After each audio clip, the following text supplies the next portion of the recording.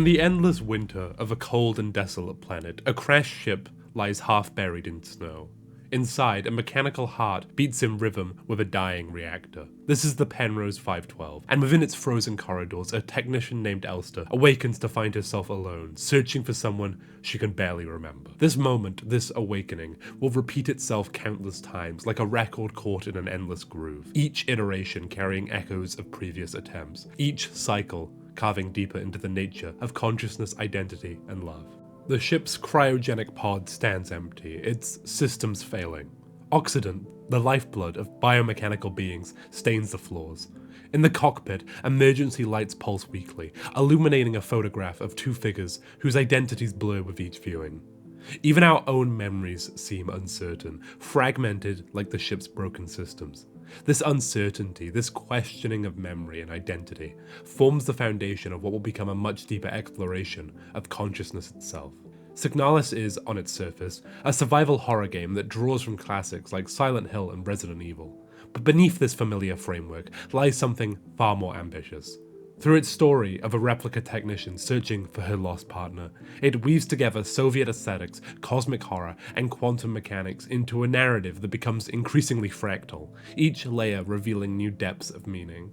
To understand this story, we must first understand its world. Humanity is spread across the stars, but not through cooperation or enlightenment. Instead, civilization has fractured between two powers. The Empire, guided by bioresonant technology and psychic potential, and the Yuuzhan Nation, a Soviet-inspired regime that arose in revolution against imperial rule. The nation's victory came at a cost, the establishment of a rigid social order, where individual identity is subordinate to collective purpose. The Yuuzhan Nation's influence extends to language itself. Humans are no longer called humans, but gestalts, a psychological term meaning an organized whole perceived as more than its parts. This deliberate reshaping of identity through language reveals the nation's true nature, a system designed to suppress individuality in favor of collective consciousness. Yet within this rigid structure, they created something that would ultimately challenge their control: the replicas. These biomechanical beings represent the pinnacle of the nation's technology. Copies of human consciousness housed in engineered bodies. Each model serves a specific purpose. The towering star units patrol corridors with riot batons. The social Euler units perform domestic tasks. The diminutive Kolibiri units channel psychic energy, and the commanding Falco units oversee it all. They bleed oxidant instead of blood, their flesh is bioengineered, and their consciousness is copied from human templates. But they're far more than simple machines. Each carries within them the potential for something their creators never intended. Genuine consciousness, real emotions, true identity. Our protagonist, Elster, is an L-Star unit, a technical specialist designed for deep space exploration. She was part of the Penrose program, an initiative sending pairs of gestalts and replicas into the void to search for new worlds. But something went wrong.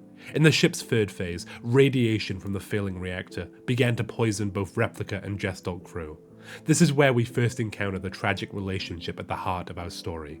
Elster and her gestalt partner, whose identity seems to shift between a woman known as Alina So and Ariana Young, trapped in an impossible situation as their ship becomes their tomb. But this is more than just setting, it's the foundation for the game's exploration of identity. When consciousness can be copied, when memories can be transferred, when reality itself can be warped by the power of thought, what remains constant? What makes us who we are? These questions become increasingly urgent as we descend through the impossible architecture of the Sierpinski facility, where the boundaries between individual consciousness begin to blur and break down. Hey everyone, before we dive into today's analysis of Signalis and cosmic horror as a whole, I want to apologize if I sound a bit off. I've been battling what feels like an uber cold from hell for the past few weeks, and it's been rough. But the show must go on, and this topic was far too fascinating to delay. Quick housekeeping. If you enjoy this kind of deep dive analysis of games and horror fiction, consider joining our growing community. Members get early access to videos like this one and input on future topics. You can find links to both Patreon and channel membership in the description below. And of course, if you're new here, hitting that like and subscribe helps tremendously if you do enjoy the video at any point. But first, we must return to that frozen ship, to that first awakening, and understand exactly what set these cycles in motion.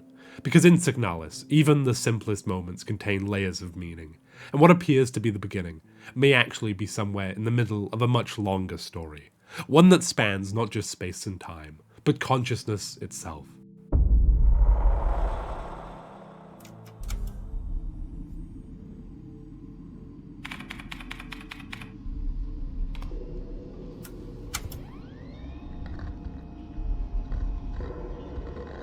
The game's opening sequence on the Penrose 512 begins with a command. Stark white text against black. Wake up. This message, seemingly simple, will repeat throughout our journey, each iteration carrying new weight, new meaning, new urgency. As Elster, we awaken to find the ship systems failing. The reactor is dying, emergency lights pulse weakly, and crucially, the ship's cryogenic pod stands empty. Among the scattered debris of the ship, we find a damaged photograph, our only real clue to our purpose. The image shows a young woman, while the second figure is obscured by damage to the photo. This partial image becomes symbolic of our own fractured memory. We can see who we're looking for, but the context, our relationship to her, why we're searching, all of this remains hidden, like the obscured figure in the photograph. Our first moments are spent in methodical exploration, each step echoing through silent corridors. The ship's cryogenic systems are locked down, requiring power restoration. Our first puzzle in what will become a much longer sequence of mysteries. Through careful manipulation of the ship's remaining functional systems, we gain access to a crucial ID card. It opens the locker containing an environmental suit, without which Lang's killing cold would make any exterior exploration impossible. The moment we step into this suit marks our first transition, from the claustrophobic confines of crashed metal to the vast empty white of Lang, the desolate planet we find ourselves on's surface. Here, even our footsteps become muffled, creating an eerie silence broken only by our regulated breathing within the suit. Through the swirling snow, we encounter something that shouldn't exist, an ancient archway, standing defiant against the perpetual winter. Its presence unexplained and impossible. Beyond this archway lies a hole descending into darkness, the same hole we'll encounter again, though we don't know it yet. This is our first brush with the game's cyclical nature, though its significance won't become clear until much later. The descent is long and dark, ending at a small passage illuminated by an ominous red glow. Following this light leads us to a room that will become pivotal to our understanding, though for now it's simply just another mystery. Here sits a book, The King in Yellow, an ancient tome bound by 6 seals, resting on a desk that seems to await our arrival. Upon touching the book, reality fractures. A computer monitor flashes its warning, preparing to send message, followed by a sequence of numbers in German, spoken in a monotone voice that cuts through the static. These numbers, 39486 60170, 24326, 01064. Will become crucial for those seeking the game's deepest secrets. Then we see Elster herself, shown in direct confrontation with the camera, her form progressively corrupting, as 3 quotes slice through the degradation. Great holes are secretly digged, where Earth's pores ought to suffice. Things have learned to walk, that ought to crawl. Remember our promise. Each quote carries weight, suggesting cosmic horror, unnatural evolution, and personal obligation respectively. The sequence intensifies. Kanji characters flash across the screen, blood seeps over an eye symbol, and for a brief moment we see her, Arya, though we don't yet understand her significance. Wake up! Cuts through one final time, before an error screen appears, and then Signalis. The scene shifts to Sierpinski, a concrete monument to the nation's power, now reduced to showing us only its decay. Bags of refuse pile in corners, and what might be a corpse lies forgotten. Its nature, whether replica or human, left deliberately unclear. SYNCHRONIZITÄT appears, synchronicity, suggesting that what might appear as coincidence holds deeper meaning. And then we find ourselves, without explanation, standing in the facility's bathroom. The transition is jarring, unexplained. Our first hint that conventional space and time have no firm purchase here. As Elster regards herself in the mirror, butterflies hover impossibly in the air around her. Symbols of metamorphosis, of change, of becoming. Each element of this opening sequence plants seeds that will grow into the game's core themes. The cyclical nature of existence, the reoccurring hole, the deterioration of identity, Elster's corruption, the importance of memory, our promise, and the unreliability of space and time themselves, our unexplained arrival. But more than this, it establishes the game's central question. In a world where reality itself proves unreliable, what can we trust? The answer, though we don't know it yet, lies in that promise we're asked to remember. A promise that will drive us through cycles of death and rebirth, through impossible spaces, through the very disillusion of identity itself.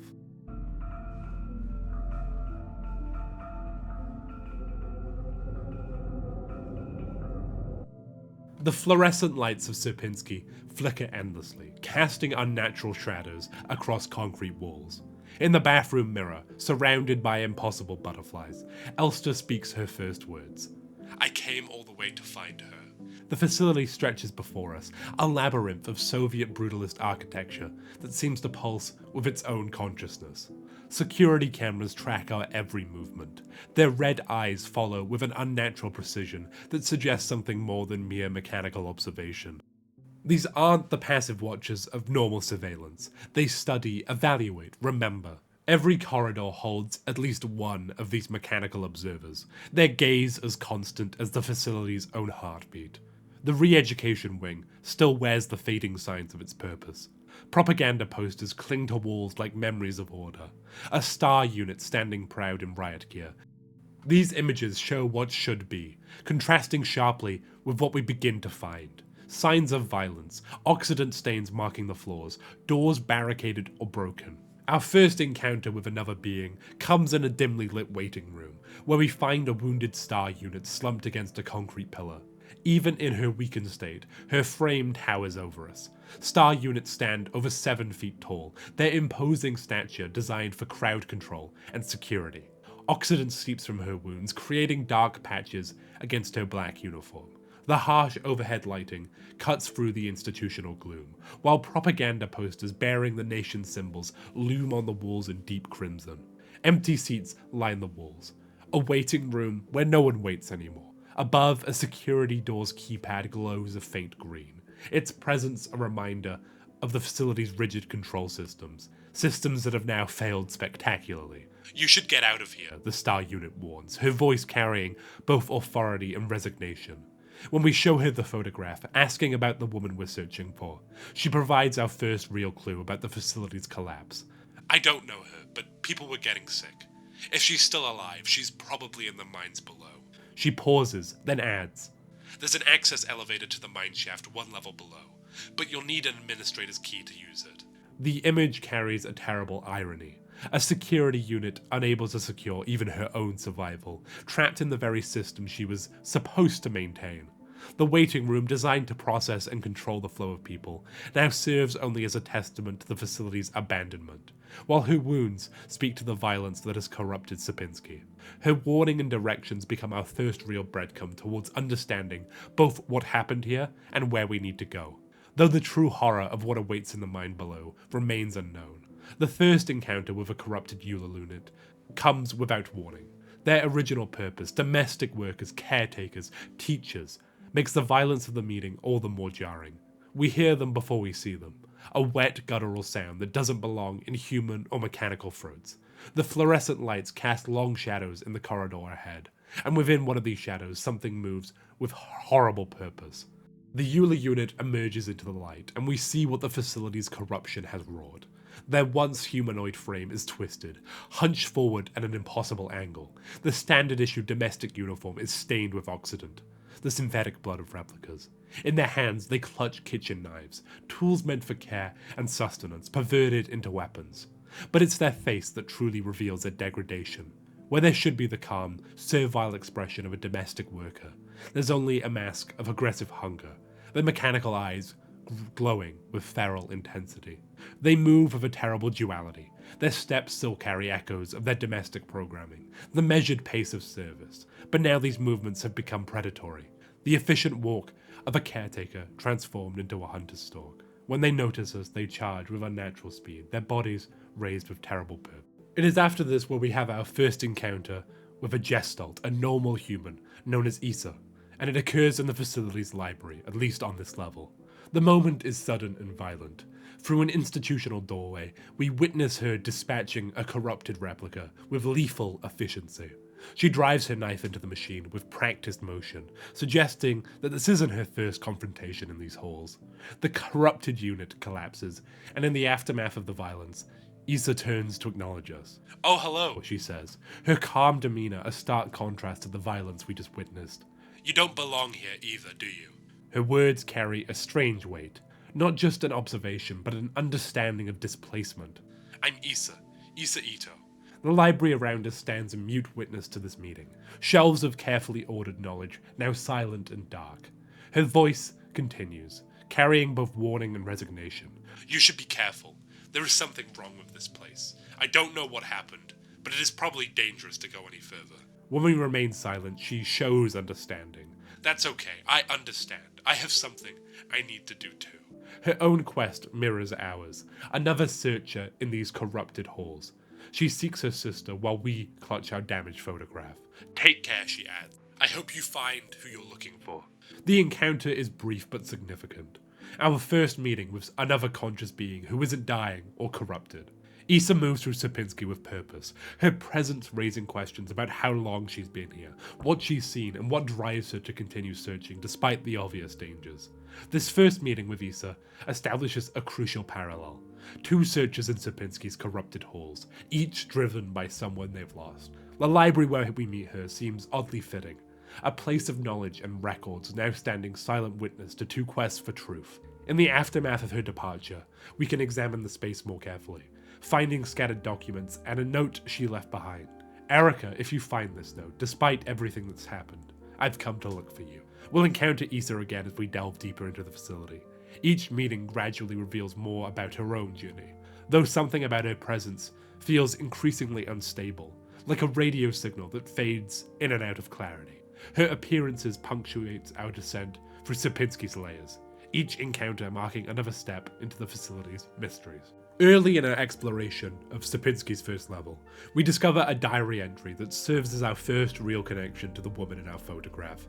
The writer, who we now know as Alina So, describes feeling lightheaded, hoping it isn't the new flu that's been spreading through the facility. Her words betray both practical concern. She can't afford to miss more shifts, having already been berated by a staunch unit for fainting during a previous illness, and a deeper anxiety about the facility's state. Most notably, she mentions someone named Elster. "I haven't seen Elster the last few days. I hope she's okay." This reference takes on particular weight, giving our own identity as an Elster unit designated Elster. The diary entry continues with an observation that grows more ominous in retrospect. More and more people go missing in the mine lately, including replicas. Not even the protectors seem to be safe. This single diary entry establishes several crucial elements. Our connection to Alina, the presence of a spreading illness initially dismissed as ordinary flu, and most ominously, the pattern of disappearance centered around the mine. That Alina mentions both missing humans and replicas suggests whatever was happening in Sierpinski affected both organic and mechanical life, a hint at the facility's broader corruption. The entry ends with a sense of foreboding that we, advancing through these now empty halls, understand all too well. The protectors, Sierpinski's security force, were meant to keep everyone safe. If even they weren't immune to what was happening in the mines, what chance did anyone else have? After our encounter with Issa and the note we found, our exploration continues with purpose. The facility's puzzles begin to reveal themselves. We find two halves of a broken key that, when combined, form a square key. This opens a safe containing something far more significant than simple security credentials. The Plate of Eternity, one of 6 seals we'll encounter throughout our journey. Upon touching the plate, reality fractures. Our perspective shifts dramatically into first person as organic, fleshy growths flash across our vision. We see glimpses of a wall, not yet understanding its significance, where seals like the one we've just found will eventually be placed. These visions suggest something living beneath Sierpinski's concrete and steel, something that pulses with its own consciousness. We find ourselves transported to a radio facility, still viewing through first-person perspective. This shift in viewpoint creates an immediate intimacy with our surroundings, making the institutional spaces feel more immediate and threatening. Here we discover a radio module, a tool that will become crucial in our journey, allowing us to tune into specific frequencies. The first use of this device comes immediately. By tuning to frequency 160, we're able to unlock a door that had previously barred our path. Beyond it, stairs descend into darkness, promising deeper mysteries. But before we can explore them, we're suddenly pulled back, our perspective returning to its original view, as we find ourselves back where we first found the Plate of Eternity. Upon returning to the facility, the use of this new radio feature becomes apparent, as we find a list of transmission that we can tune into in order to acquire codes that correspond to symbols. Matching the symbol on a safe to the same frequency, we use the code provided to us to open up the safe and acquire an identification card, allowing us to enter a locked elevator. The card belongs to Star S2320, a security officer assigned to the hospital wing. The stolen credentials should grant us passage deeper into the facility's restricted areas. The elevator ride is brief but tense. We're an imposter using borrowed access, surrounded by the ever-watching cameras that seem to track our every move. Our deception doesn't last long. Upon reaching the hospital ward, the system flags our stolen card, impounding it and forcing us to exit into this new area. We're now trapped in the medical sector, where new horrors await among beds and medical equipment repurposed by the facility's corruption. This sterile hospital environment presents a stark contrast to the administrative areas we've left behind. Its clean surfaces now stained with evidence of what catastrophe has befallen Sierpinski.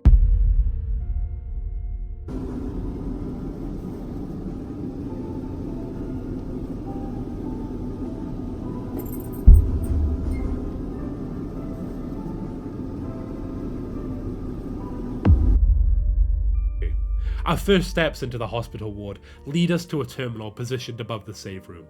A device requiring a blank card to allow for pattern copying. This immediate puzzle sets our objective, though the means to solve it lies deeper in the ward's corrupted spaces. Further exploration brings us to a significant architectural feature. A pillar adorned with the inscription, "The 3 golden stars of the nation adore the Stella." Besides it stands a door that represents our first encounter with what will become a recurring motif in Sierpinski, a barrier sealed with multiple keycards, in this case requiring 5 to unlock. This security mechanism foreshadows similar seals we'll encounter later, suggesting layers of authority built into the facility's structure.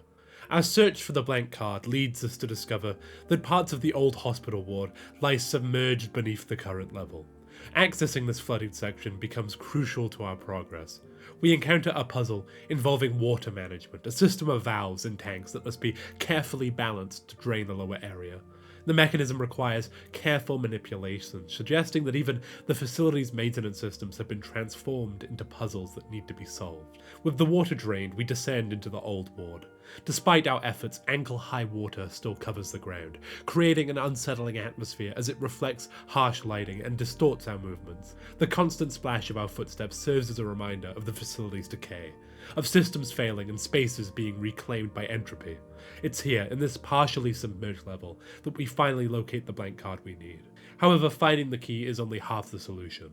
We still need to discover the pattern to encode onto it. This leads us to a room containing an X-ray machine and a peculiar collection of items.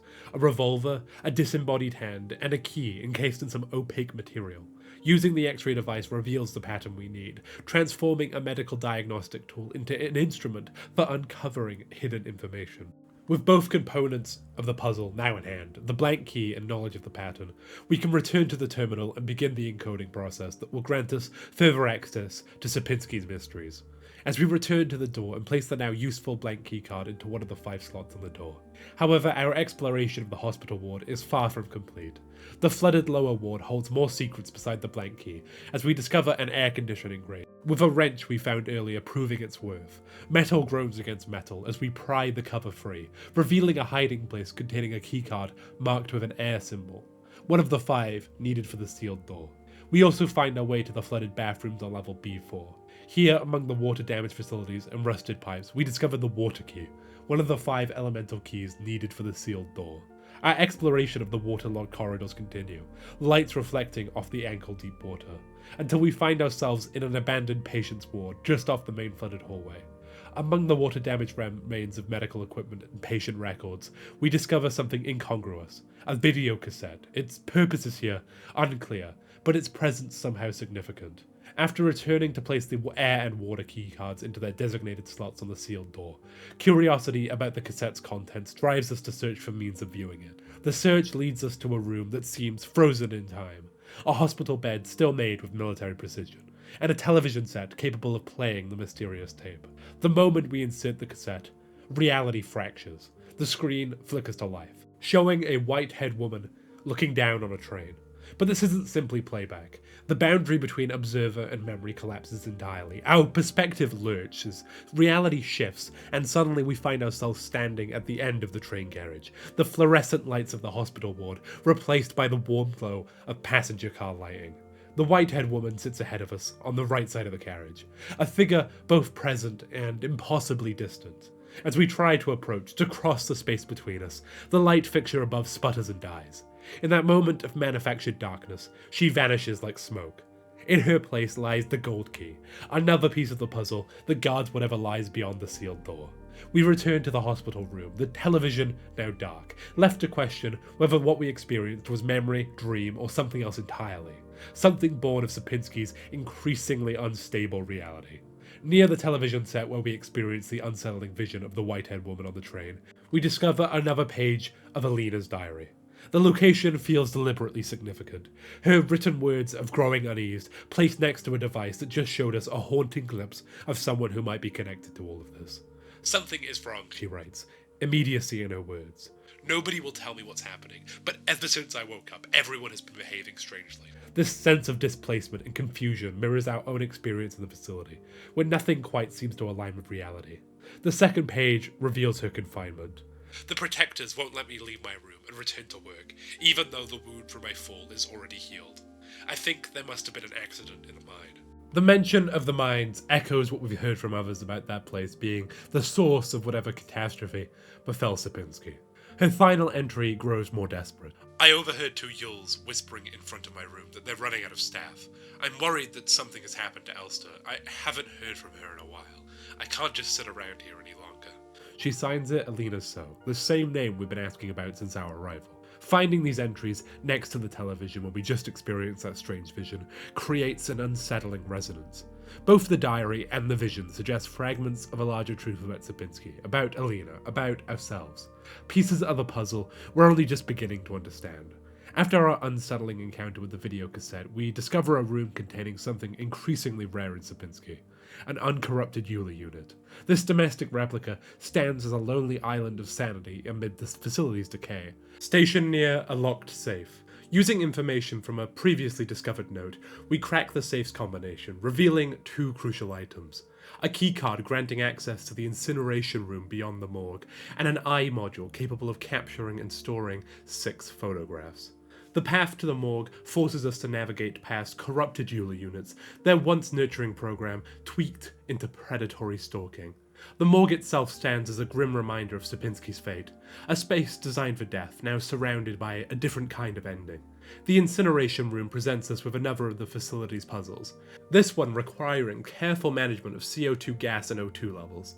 The cremation chamber, which had been roaring with intense flames, can only be accessed once we've solved this delicate balance of atmospheric control.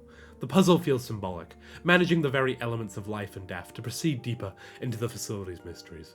With the flames finally quelled, we enter the cremation chamber itself to find the key, another of the 5 keys needed for the sealed door. We return to the locked door and place the newly acquired key in the corresponding slot. With all 5 elemental keys finally placed in the sealed door, water, air, fire, gold, and the blank key, we gain access to what appears to be a research chamber.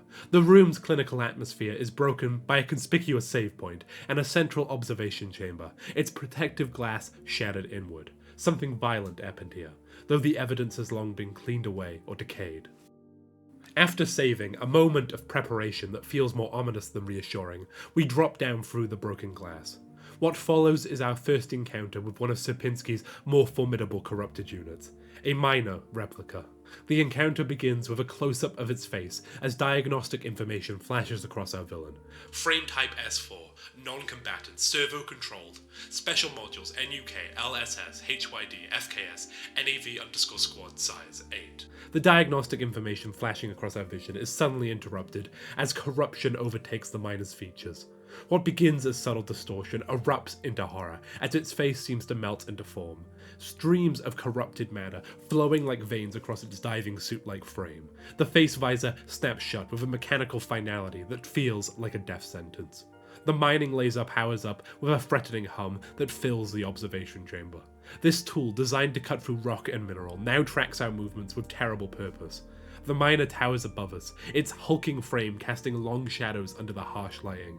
Whatever this unit once was, a simple mining replica, has been twisted into something that fills the space with palpable menace. The battle is brutal and immediate. The miner's laser carves red-hot lines through the air, forcing us into desperate dives behind the medical bed. But this isn't just about survival. From the darkness of the chamber, corrupted ARA units emerge, their twisted forms scrambling from maintenance tunnels to join the fray. Each time we adjust our position, the laser follows, superheating the air and leaving scorch marks across the walls. Our only hopes come in brief, terrifying windows of opportunity. The miner's systems periodically overload, its visor snapping open as corrupted matter, a perversion of Occident, streams forth like black tears. In these moments, while managing the endless stream of corrupted replicas, we have mere seconds to line up our shots, to make them count. The medical bed becomes both shelter and trap, offering protection from the laser, but leaving us vulnerable to the ARA units that flank us with terrible purpose. Every reload feels like a gamble, every movement could be our last. The chamber's confined space turns each decision into a calculation of risk versus survival. With each successful hit during the miner's vulnerable moments, its movements become more erratic, more desperate. The laser sweeps in wider arcs, the summoned replicas appear with greater frequency, until finally, after what feels like an eternity of tension and terror, our last shot finds its mark. The mighty miner, this corrupted guardian of Sierpinski's depths, crashes to the ground, its systems finally failing. In the aftermath, as Occident pulls beneath its massive frame, we're left to wonder. What kind of corruption could transform a mining unit into something so formidable? And more worryingly, what else lurks in Sierpinski's depths? In the aftermath of the miner battle, reality begins to fragment. The screen vibrates and distorts around Elster's face, her eyes slowly closing as darkness consumes the image. A single phrase in German lingers in the void. "We are all flesh, and to flesh we return." The screen flashes to text stating, intentionally left blank, a bureaucratic formality that feels deeply out of place in this moment of unreality. A door opens, and we meet Adler, the facility's administrator. As his specifications flash across our vision, the scene is interrupted by a jarring message. "Something was unearthed." The phrase hangs there, suggesting depths of meaning we can't yet comprehend. "A visitor," his tone carefully measured. "Welcome to our facility." We find ourselves near an elevator, though not the one by the miner chamber. The transition between spaces as unclear as everything else in this moment. When we show him our photograph of Alina So and her ID, Adler's examination feels performative, almost cruel in its deliberateness. The scene shifts to show both figures in silhouette. "Alina So, I believe she is one of our factory workers. However..." Adler's words trail off as he casually discards both photo and ID to the floor. Before we can react, he pushes us into the elevator shaft, his final words carrying terrible weight. "You shouldn't have returned." As we fall, fragmented poetry flashes across our vision. "It is calling to me from below, the song of a god.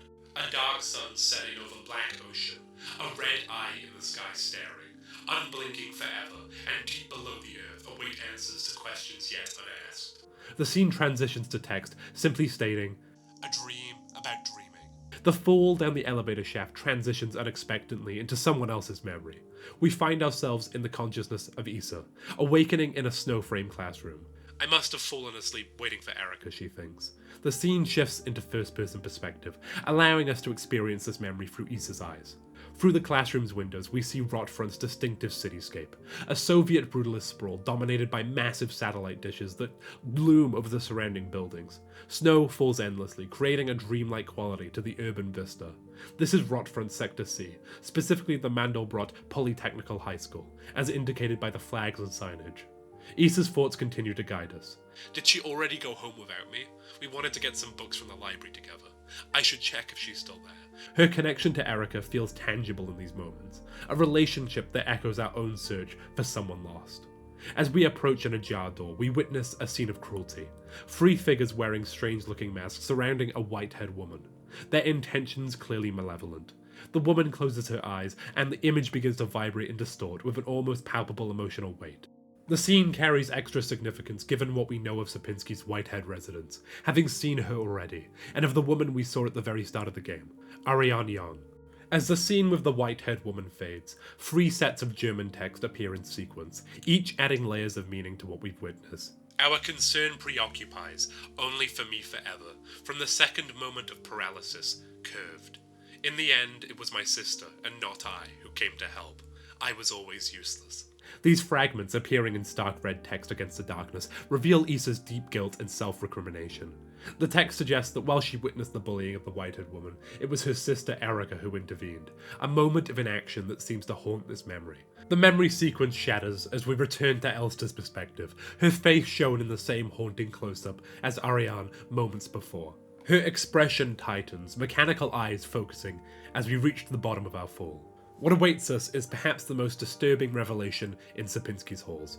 The elevator shaft terminates in a grotesque cushion of dead Elster units. Dozens of Elsters identical to ourselves, their bodies twisted and broken. It's a bitter irony that these fallen versions of ourselves are seemingly what breaks our fall, their accumulated mass saving us from sharing their fate. Each one wears our face, our uniform, carries our purpose. Occident pools beneath them, suggesting that some of these falls are recent, while others have long since ceased functioning.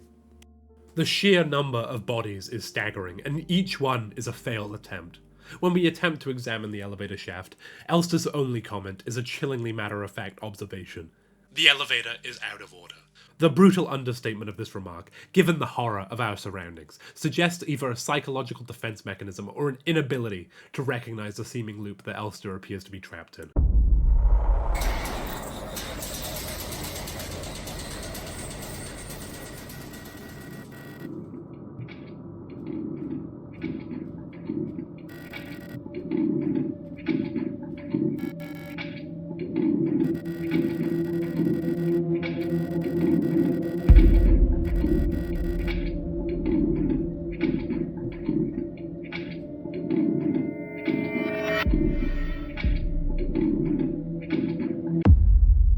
Rising from the pile of our own corpses, we find ourselves on the service floor of Sierpinski.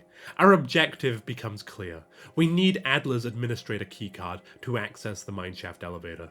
Though this goal is temporarily complicated by a more immediate problem. The power substation requires a new fuse to function. The service floor greets us with industrial pragmatism, a save room offering momentary respite, and the malfunctioning power substation that could prove crucial to our progress. We discover an exit system allowing movement between floors, its utility made grim by the facility's current state. Using a key found in our exploration, we unlock this new path downward. Descending to the 6th floor, staff accommodations, we're confronted with an even more corrupted side. The elevator shaft we fell through continues here, but now it's completely filled with Elster corpses. The bodies are stacked so densely that they reach the floor above, creating a macabre pillar of our own failed attempts. A propaganda poster on the wall introduces us to our next potential threat, the STCR Storch model replicas. These security technician controllers tower at 7 foot 10 inches, equipped with shields and batons. The poster presents them as proud defenders of the order, of the state, their imposing frames designed to command respect. The reality, we suspect, will be far more nightmarish. Moving through the floor, I manage a stealthy approach, navigating past corrupted replicas, their degraded forms suggesting what might await us if we fail. Finally, we reach a bunk room where a trail of Occident leads to a hole in the floor. Another descent into the facility's depths. The red liquid, whether blood or Occident, marks our path, like breadcrumbs through this labyrinth of horror. Following the Occident trail down and jumping down through the hole, reality shifts once more. We witness another scene playing out in Sierpinski's halls, this time following Issa as she approaches a door, only to be interrupted by Adler. The administrator's posture and positioning suggest predatory intent, despite his carefully measured words. I'm afraid the commander won't receive any visitors at the moment. His attempted reassurance rings hollow, but perhaps I can be of assistance instead. As Issa asks, "Who are you?" Adler's response carries the same artificial warmth he used with us earlier. I'm the administrator of this facility. Please, there's no need to be afraid. I'm just here to help. The parallel to our own encounter with him is unmistakable, suggesting a pattern of deception. The scene fractures, interrupted by a distorted image. Erica, Issa's sister, her photograph corrupted by digital artifacts. This visual disruption gives way to an even more unsettling message, displayed starkly against the darkness. None of us are here by choice. Followed by German text. And nobody will miss us. We return to Elster's perspective as we land in what appears to be a waiting area, its comfortable chairs now stained by the oxidant dripping from the hole above, a grim reminder of the facility's decay. A corrupted replica lunges from the shadows, forcing us to flee into Floor 7's hallway. Our search for the replacement fuse leads us through Floor 7's dimly lit corridors, but it's what we find in a side room while avoiding a storage unit that proves most unsettling. 4 corrupted replicas lie twitching on the floor, but these aren't normal corrupted units. As we approach, our reality begins to fragment, the screen distorting with interference patterns as frequency numbers flash across our vision. Fehler, our error, appears, followed by various frequencies we must tune into. Each successful frequency match causes more distortion, more corruption of our visual feed. These are Kolibiri units, designed for psychic coordination and hive mind capabilities. Even in their corrupted state, they maintain some form of bioresonant broadcast, forcing us to engage with their degraded signals.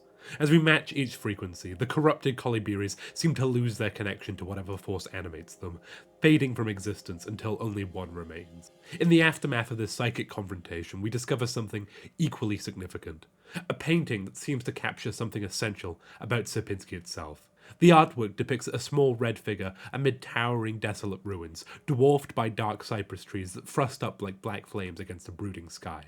The composition suggests both physical and spiritual isolation, the red figure lost among monuments of some fallen civilization. A conspicuous key-shaped hole in the frame suggests that this isn't just art, it's part of a puzzle we'll need to solve. But the painting's imagery, its sense of solitude and decay, feels prophetic about our own journey through this facility, and is a motif that we will see multiple times throughout our journey. We find the fuse that we were looking for and return to the service floor to restore power. The puzzle of balancing power outputs becomes a different kind of frequency matching. Not psychic this time, but mechanical, as we attempt to bring light back to Sierpinski's darkened halls. After restoring power to the facility, we return again to the lower levels, finding ourselves in the same room where we witnessed Issa's encounter with Adler.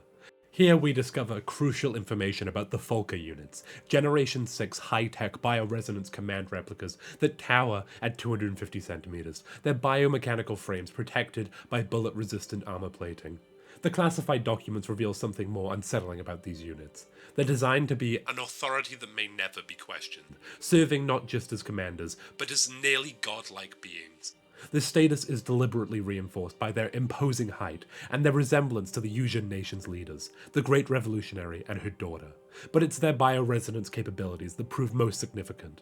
The power to bend the will of weaker minds, to read intentions and emotions, even to manipulate objects from a distance. The room contains 2 paintings that mirror each other, one we've seen before with its missing key-shaped hole, and another whose significance feels more prophetic than decorative. These artworks frame the door to Volker's quarters like sentinels guarding a threshold. Inside, we find the commander herself, motionless on her bed, clutching an owl-shaped box with a speaker. But it's her diary that reveals the true horror of what's happened here. Her entries document a profound disillusion of identity following her encounter with something beyond a place known as the Red Gate. 8421A. I don't know how much longer I can go on. I do not want to live anymore as I have become. The red eye beyond the gate showed me. No, touched me, poisoned me. The infection she describes isn't physical, but existential, a contamination of consciousness itself. It feels like my mind has been contaminated, defiled by another person's memory. I'm no longer fully myself anymore, but I've not fully become someone else either. Most telling is her final question about that white-haired girl, suggesting connection between Volker's condition, the figure from Issa's memory, and our own surge. The commander of this facility, with all her bioresonant power, has been undone by memories that may not be her own, trapped between identities in a way that eerily parallels our own uncertain status. Leaving Volker's chambers, the owl-shaped box a puzzle for later solving. We enter a room containing a remarkable projection of the solar system. Each planet tells its own story through our observations. Bouillon, where the Imperial Palace floats above poisonous clouds. Veneta, an ocean world whose description triggers something in Elster's memories. When I close my eyes, I can hear the sea. Cadets, a red desert contested between Imperial and National forces. Rotfront, an ice moon still being Kilmer-formed. Heimat, the nation's new capital with its view of gas giant rings. And Lang itself, where we now stand in S-23 Sierpinski. In another room, we discover documents detailing the Adler model, Generation 5 High Command Specialist, with titanium skeletons beneath their polyethylene shells. These administrative units are designed to work in direct partnership with Volker units, handling the paperworks that keep facilities running.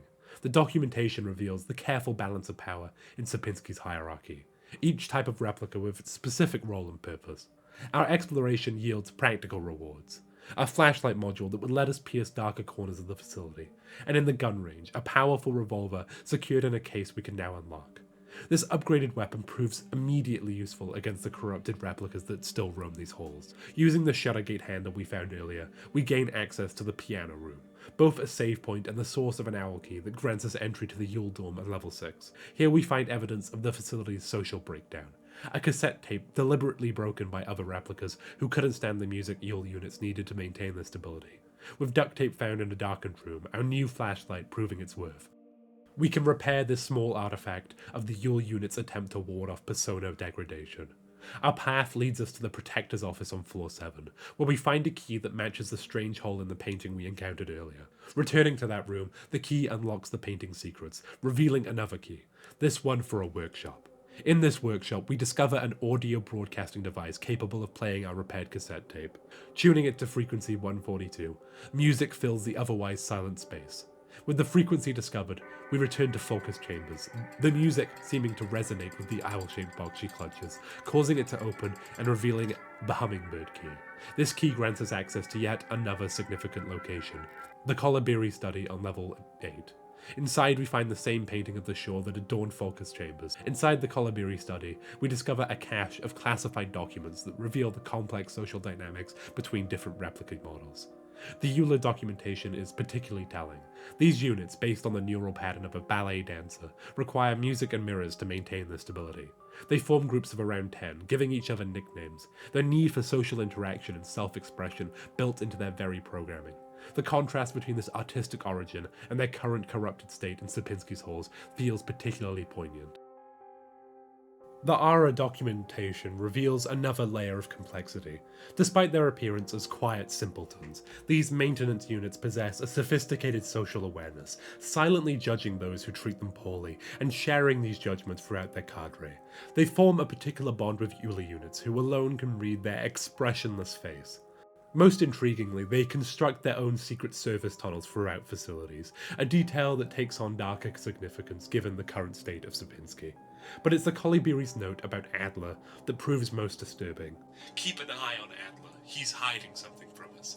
There was nothing in his diary, but when I probed his mind, there were memories of an Elster unit working at Sierpinski." The note continues to explain that no such unit was ever officially deployed here, though an order for survey work in the mine was briefly considered before the commander's sickness. This revelation, found alongside the Eagle keycard, suggests layers of deception within Sierpinski's hierarchy. Even before the facility's collapse, something was already wrong. Secrets kept by an administrator whose memories don't match official records. Before we can leave, though, we find one more document detailing the Kolibiri units. Standing at just 152 centimeters, these diminutive figures represent Generation 6 high-tech bioresonance specialists. Their frames are complex fusion of biomechanical engineering protected by bullet-resistant armor plating and a polyethylene shell. But their true significance lies not in their physical form, but in their mastery of bioresonance, that mysterious force that connects consciousness across space and time. These units serve as psychic amplifiers, each one part of a cadre that supports Volker commanders. Together they form something unprecedented, a synthetic hive mind capable of instantaneous communication across the full spectrum of sensory experience. The classified documents reveal their terrifying capabilities. They can directly influence the minds of both replicas and gestalts, extract information without words, and share consciousness among themselves with perfect fidelity.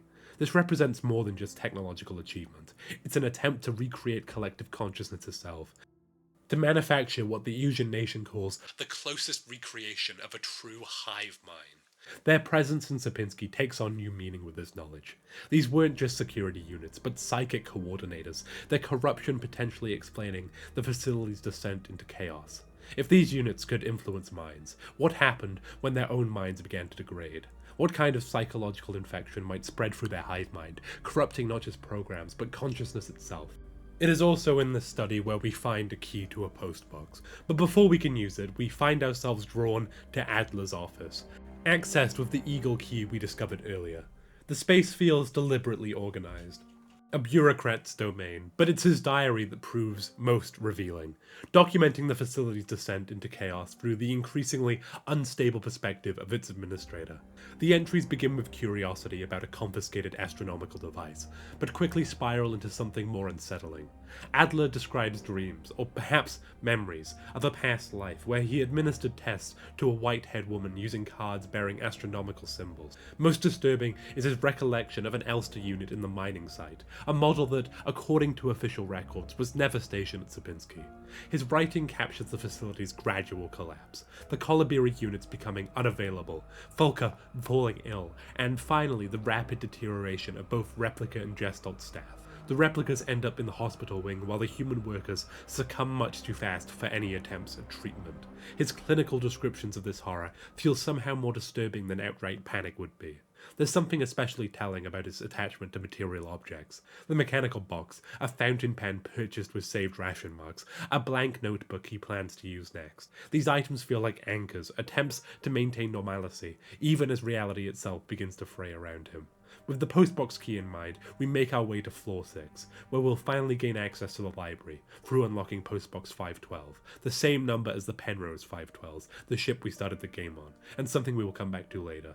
As we make our way to the library, unlocking it with the key we just acquired. The library begins with it, yet another one of Sierpinski's tragic figures. An uncorrupted Kolibiri unit, isolated from her degraded hive minds, her words reveal the horror of consciousness fragmented. The others, they've changed. We no longer sing in unison.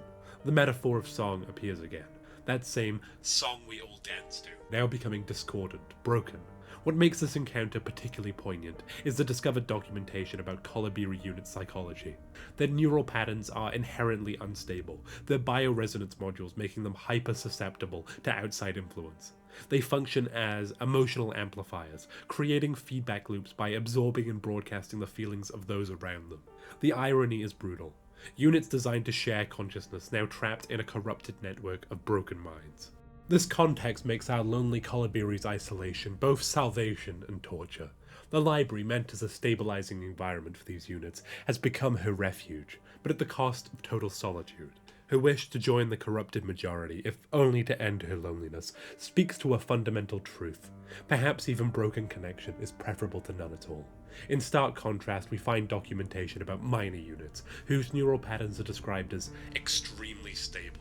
Their personality quirk about avoiding cat-like objects triggering Gestalt memories suggests an underlying complexity to their apparent simplicity. Similarly, the notes about Adler units reveal Adler types as inherently solitary, prone to boredom, and emotionally dependent on their commanders, details that cast his earlier diary entries in a new light. We retrieve an astrolabe from the vending machine within the library. That we find it in the library, surrounded by evidence of the facility's psychological collapse, feels appropriate. A tool for measuring celestial bodies, discovered in a place meant to stabilize artificial minds. We return to Adler's room and use this astrolabe to open the strange device in his room, finding the Shrine Diary. Each entry bearing the same date, 8421D. A first warning that something is fundamentally wrong with time in this place. Adler's precise administrative voice makes a descent into temporal confusion all the more unsettling. I've started yet another new diary.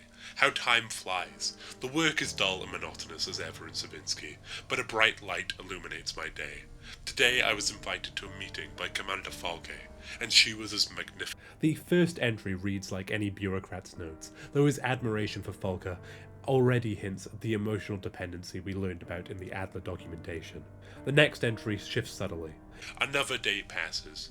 During my meeting with the commander today, I felt the strangest sensation of familiarity as I sat with her.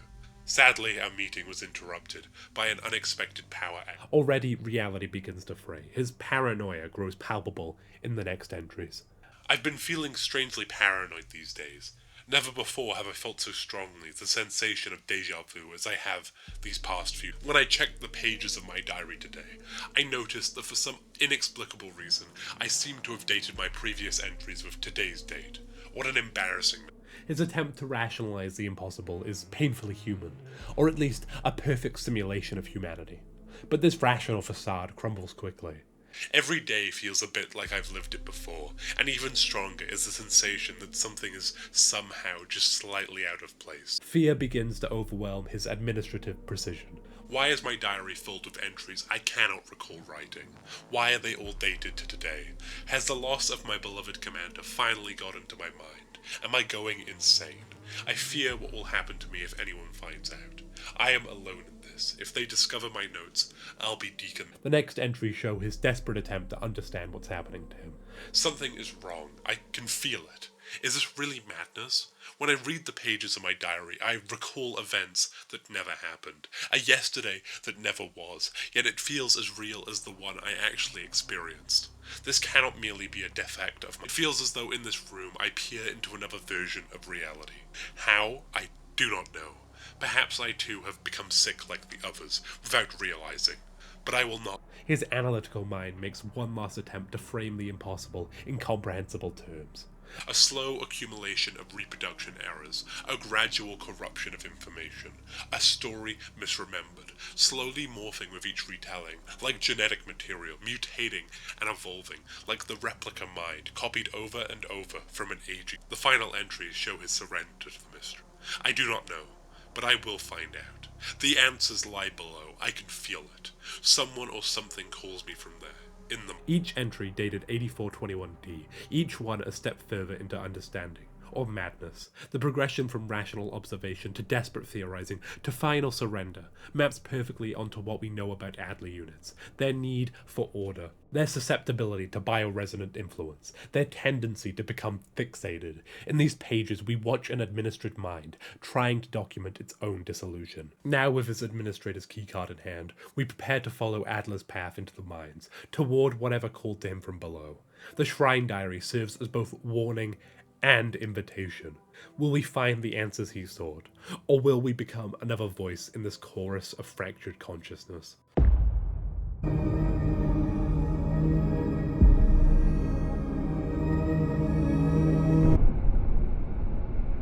Our descent into the mines marks a crucial turning point, signified by the stark overhead shot of Elster in the elevator. The camera angle makes her appear small, isolated, a single point of consciousness descending into darkness. As we plunge deeper, reality shifts and we enter LIMINALITÄT. Chapter 2, the very title suggesting a space between states, a threshold to be crossed. The scene transitions jarringly to Issa's perspective, showing us another hunt playing out in these depths. Adler stalks her through the darkness, rifle in hand, his words carrying terrible weight. I've done this countless times before. This isn't just a threat, it's a confirmation of cycles. You don't belong here, he says, standing at the edge of an impossible chasm, the maw of whatever lurks below Sierpinski yawning beneath him. The choreography of what follows is precise and brutal. Issa, armed only with a knife, manages to turn Adler's predatory focus against him. The knife finding his eye, a wound that we'll see again, marking him like a signature across different iterations of reality. His fall into the chasm feels symbolic, the administrator of order plunging into the chaos he sought to control. The appearance of SYNCHRONIZITÄT, cycle, with its perfect white circle, suggests both completion and repetition, one loop closing as another begins. When we return to Elster's perspective, the elevator stopping. Whatever lies ahead in these minds, it's clear we've moved beyond the realm of conventional reality.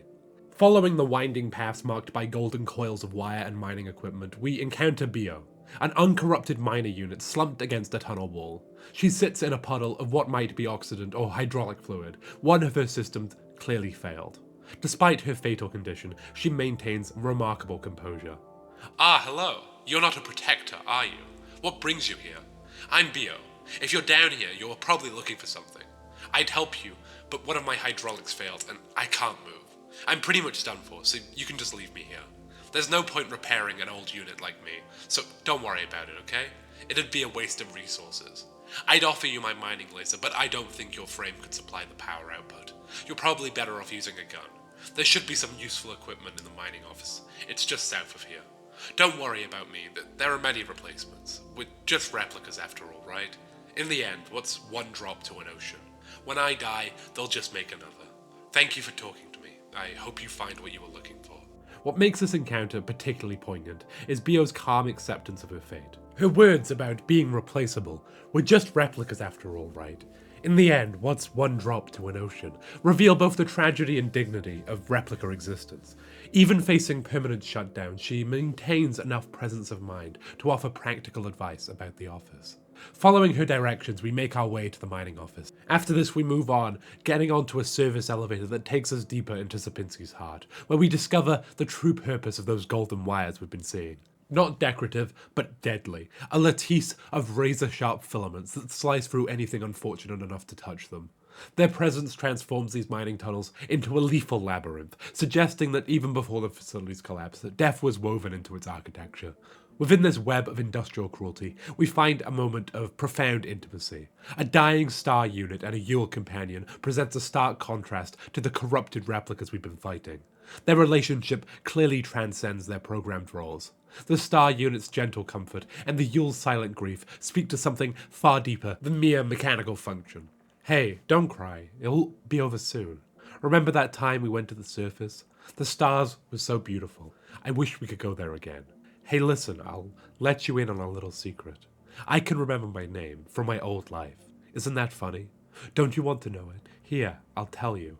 It'll be our secret together, so you can stop crying, okay? It'll be okay. Wherever it is I'm going, I'll wait for you there. The Yule's silence, marked only by ... carries more emotional weight than words could. The scene mirrors other relationships we've encountered. Elster and Ariane, Issa and Erica, suggesting that love, whether between humans or replicas, follows similar patterns of attachment and loss. Pushing deeper into the mines, we reach a chamber that feels significant. Its locked entrance suggesting importance. Its replica guardians, 2 Yules and a miner, suggesting value worth protecting. The battle here is desperate and difficult, but victory grants us access to a familiar space. The same chamber where we witnessed Adler and Issa's confrontation, where he fell with a knife in his eye. The cycle of violence continues, but now we're no longer watching, we're participating. The descent into the void marks our first major transition into what might be called Sierpinski's dream space. The chamber, exactly matching our early vision of Adler's fall, suggests we're entering a place where time could operate differently, where past, present, and future might exist simultaneously. Even Adler's Occident remains exactly where we saw it spilled in the earlier scene. The sequence that follows is a cutscene dense with symbolism. The close-up of Alina So's face against the narrowing frame, the clinical red screen with its countdown, and then our emergence into a dark beach that mirrors the paintings we've seen in both Folker's quarters and the Kolibiri's room. This repetition of the beach image across different spaces and contexts suggests it represents something fundamental to Sierpinski's nature. Perhaps a liminal space between consciousness and corruption, between memory and reality. The fragments we find from the actual King in Yellow, scattered along the shore, are particularly significant. Each piece speaks to different forms of death and transformation. For there be different sorts of death, some wherein the body remains, some it vanisheth quite away with spirit. One kind of death the spirit dies, while yet the body was in vigour for many years. Sometimes it dieth with the body, but is raised up again where the body did decay. These passages suggest multiple forms of ending and continuation, particularly relevant given what we know about replicas and its relationships to human templates. The subsequent fragments become increasingly cosmic in scope. And a star fell, sky and a mountain fell into the sea, and turned to blood. Moon turned dark. Along the shore the cloud waves back, the twin suns sink, the shadows lengthen. The night where black stars rise, and strange moons circle through the skies, but stranger still.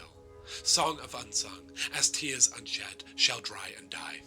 The appearance of the King in Yellow itself, now with only 3 seals remaining, suggests we're progressing through some kind of transformation or unveiling. The hand reaching up from darkness, surrounded by skulls, feels like both warning and invitation. A glimpse of what awaits in the deeper levels of whatever space we've entered. The countdown's expiration and return to grey suggests this might be a space we can only visit briefly, or perhaps that our consciousness can only sustain this level of unreality for limited periods. This entire sequence seems designed to transition us from the physical horror of Sierpinski's corrupted spaces to something more fundamentally unsettling, a realm where the boundaries between memory, identity, and reality begin to dissolve entirely. After the cutscene comes to a close, we awake in nowhere, and it marks a fundamental shift in SIGNALIS' reality. The ankle-deep water and decaying replica remnants suggest a space between states, neither fully physical nor purely psychological. The absence of map data is particularly significant. In a game where navigation and space have been crucial to our understanding so far, we've entered a realm that refuses to be mapped or measured. The architecture here represents a grotesque parody of spaces, where Sierpinski's upper levels maintain their brutalist order, and the mines showed a merger of artificial and natural. Nowhere presents us with cruel facsimiles, a morgue that isn't quite a morgue, slabs that hold corrupted remains that might not be truly dead. The decay we witness isn't just physical, but conceptual, as if the very idea of death and preservation is breaking down around us. The notes text, "And in the darkness the dead shall be offered a light and holy spices so that they might find a way out of this cursed place," takes on particular significance when rendered in red rather than the usual white text. This colour shift suggests we're reading something more like a ritual text than a simple document. The offering place before the ancestral shrine implies that even in this place beyond conventional reality, some forms of worship or reverence persist.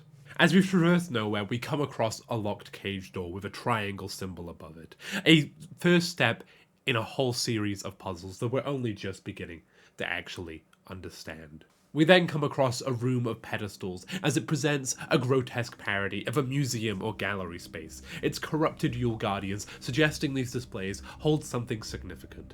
The Russian nesting doll we find here is particularly meaningful. Its nested nature mirrors the layered reality we're experiencing, each shell containing another truth within. In a game so concerned with copies and original, with consciousness nested inside mechanical bodies, this traditional symbol of recursive identity feels deliberately chosen. The chamber with its plate flooring marks another threshold. Its three doors, left, right, and center, recall mythological choices, trails that must be faced in the correct order. The save door behind the right door suggests that we are approaching something significant, while the locked cage door implies there are still secrets we're not yet ready to access. But it's the gaping hole in the pulsating flesh that marks our most significant transition yet. Unlike the industrial holes and elevator shafts of Sierpinski proper, this opening is explicitly organic, suggesting we're moving from architectural spaces into something more primordial. The flesh's pulsation implies we're entering something alive. Perhaps the heart of whatever entity or force lies at the center of Sierpinski's corruption.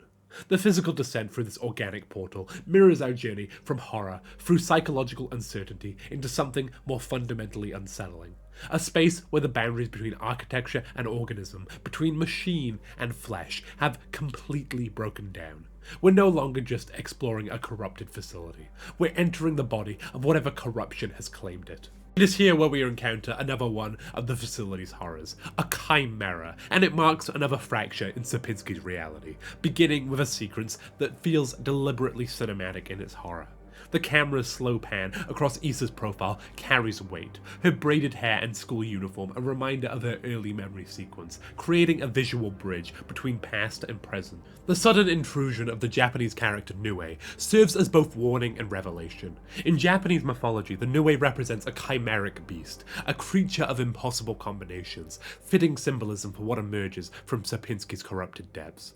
The character's appearance feels like reality shattering, a momentary glimpse of truth bleeding through the facility's facades. When the red arms reach for Issa, their colour carries significance. A violent crimson that suggests something more primal. Their grasping motion speaks to the facility's hunger, its desire to consume and corrupt, to draw everything into its amalgamated horror. The chimera itself represents perhaps the most literal manifestation of Sierpinski's corruption, a grotesque fusion of replica parts confined within an industrial cage. Its construction feels deliberately symbolic, the staunch legs suggesting authoritarian control, while its multiple arms reach out in endless hunger. The absence of faces or heads implies a loss of individual identity, the final stage of corruption where distinct consciousness melts into collective horror. This arena becomes a space of desperate choreography. While Elster occupies the creature's many arms, Issa struggles with Adler's rifle, the weapon's significance enhanced by the previous owner's roles in both their journeys. The fight's mechanics reflect its narrative purpose. We're not meant to destroy this horror ourselves, but rather create space for Issa's moment of agency. The conclusion carries bitter triumph, Issa's successful shot felling the creature but at the cost of her own consciousness. The rifle's recoil serving as both victory and sacrifice. In this moment, we see the price of opposing Sierpinski's corruption. Every victory carries its cost. Every moment of agency requires sacrifice. The entire sequence feels like a microcosm of the facility's nature. The fusion of bodies, the loss of identity, the violent struggle against corruption, and the pyrrhic nature of any victory against it. That Issa can't be killed by the creature suggests something deeper about her nature, perhaps confirming theories about her existence as more memory than physical presence in these corrupted halls, but that is a theory that I will get into much later. Following the Chimera's defeat, the scene shifts to an intimate moment of care. Elster's attempt to rouse Issa shifts seamlessly into necessity as she lifts her unconscious form, the screen fading to darkness as if respecting the privacy of this moment of vulnerability. When light returns, we find ourselves in what appears to be a sanctuary amid nowhere's horror, a chamber that serves as both recovery room and save point, with Issa placed carefully on a bed, Adler's rifle still within reach. Above this makeshift infirmary, another of Sierpinski's puzzle manifests. A gated cage marked with a geometric pattern that suggests both order and something more esoteric. This symbol, like others we've discovered, hint at solutions we're yet to discover, and paths not yet revealed. A wall that before held only warning text takes on new significance in light of our victory over the Chimera. Its fragmented message, deliberately echoing long-term nuclear waste warnings in the real world, speaks to dangers both immediate and eternal. Warnings. This place. Here, nothing valued is here. What is, was dangerous and repulsive. The text's strategic omissions of radiation-specific language suggest something more insidious than mere physical contamination, a corruption that transcends the material, that transforms space itself. That this warning dissolves into a path forward after the Chimera's defeat feels significant, as if Sierpinski's spaces respond not just to physical victory, but to the resolution of symbolic confrontations. Our continual exploration brings us face to face with more corrupted storage units, their towering frames now twisted by a grotesque beak-like growth.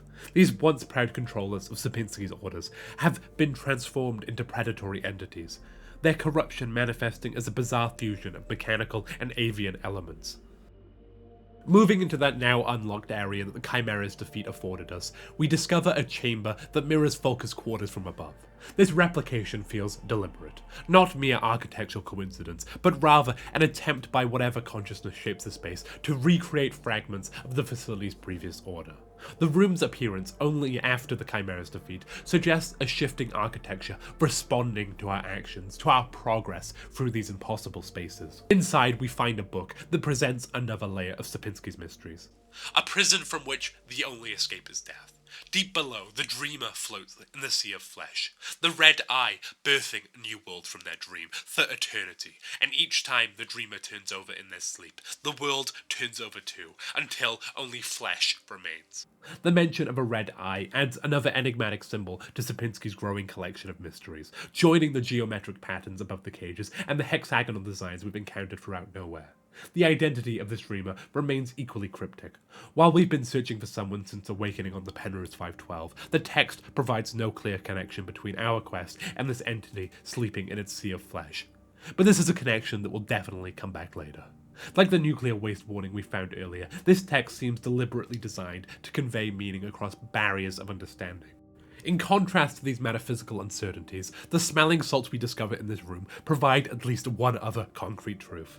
A practical means of rousing Issa from her unconscious state, when we choose to return to her. Our exploration of the flesh pit leads us to a solution for the cage doors that have barred our progress.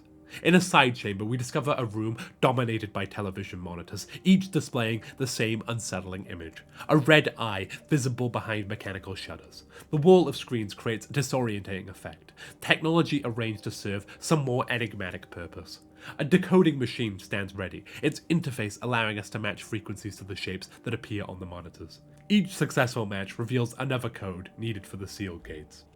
Amongst this machinery, we find a wedding ring, an object whose significance will become clear only later. But before pursuing these new codes further, we return to Issa, the smelling salts in hand. Her awakening feels more like a continuation of consciousness than a true revival. Ah, it's you, Elster, right? Thank you for your help. Did you find out who you were looking for yet? Her gaze falls onto the rifle that had served her against the Chimera. Ah, that rifle. I don't think I want to use it again. You can have it. Despite being conscious, exhaustion weighs heavily in her voice.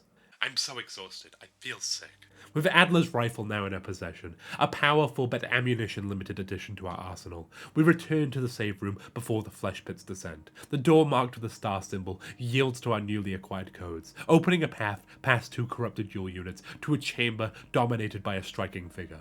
This Empress statue, her hands covering her face. Here, our earlier discovery of the wedding ring finds its purpose, combined with 2 other rings that we managed to find in our possession. The Serpent Ring and the Regent Ring. We can complete the statue's puzzle. When arranged correctly on her fingers, her hands lower from her face, revealing the Plate of Knowledge. This new acquisition joins the Plate of Eternity we found so long ago in Sapinski's re-education wing, both pieces clearly meant for some larger mechanism requiring 6 such seals. The newly acquired plate safely stored, we turn our attention to the gate marked with a triangle. Beyond it, we find ourselves in a space that feels like a cruel parody of Sapinski's architecture.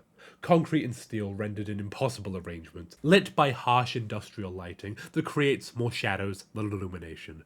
The chamber's population presents an almost insurmountable challenge, a towering storage, multiple Yule units, and a hulking miner, their corrupted forms moving with terrible purpose through the space. Tactical necessity drives us into a side chamber. Though this refuge proves false, we find ourselves confronting more of Sapinski's corrupted guardians. The Kalabiri unit's presence feels particularly significant here, their psychic broadcasts requiring careful frequency matching to neutralize once more. The Storch and Yule units falling to conventional weapons, but the Kalabiris demanding more precise intervention, their defeat achieved. Our reward for this gauntlet of corruption comes in 2 forms. The first, practical. Incense for the offering place we discovered at Nowhere's threshold. The second proves far more unsettling. Alina's 4th and final diary entry, its contents suggesting something more complex than simple identity confusion. How long has it been that I'm down here? How did I get here?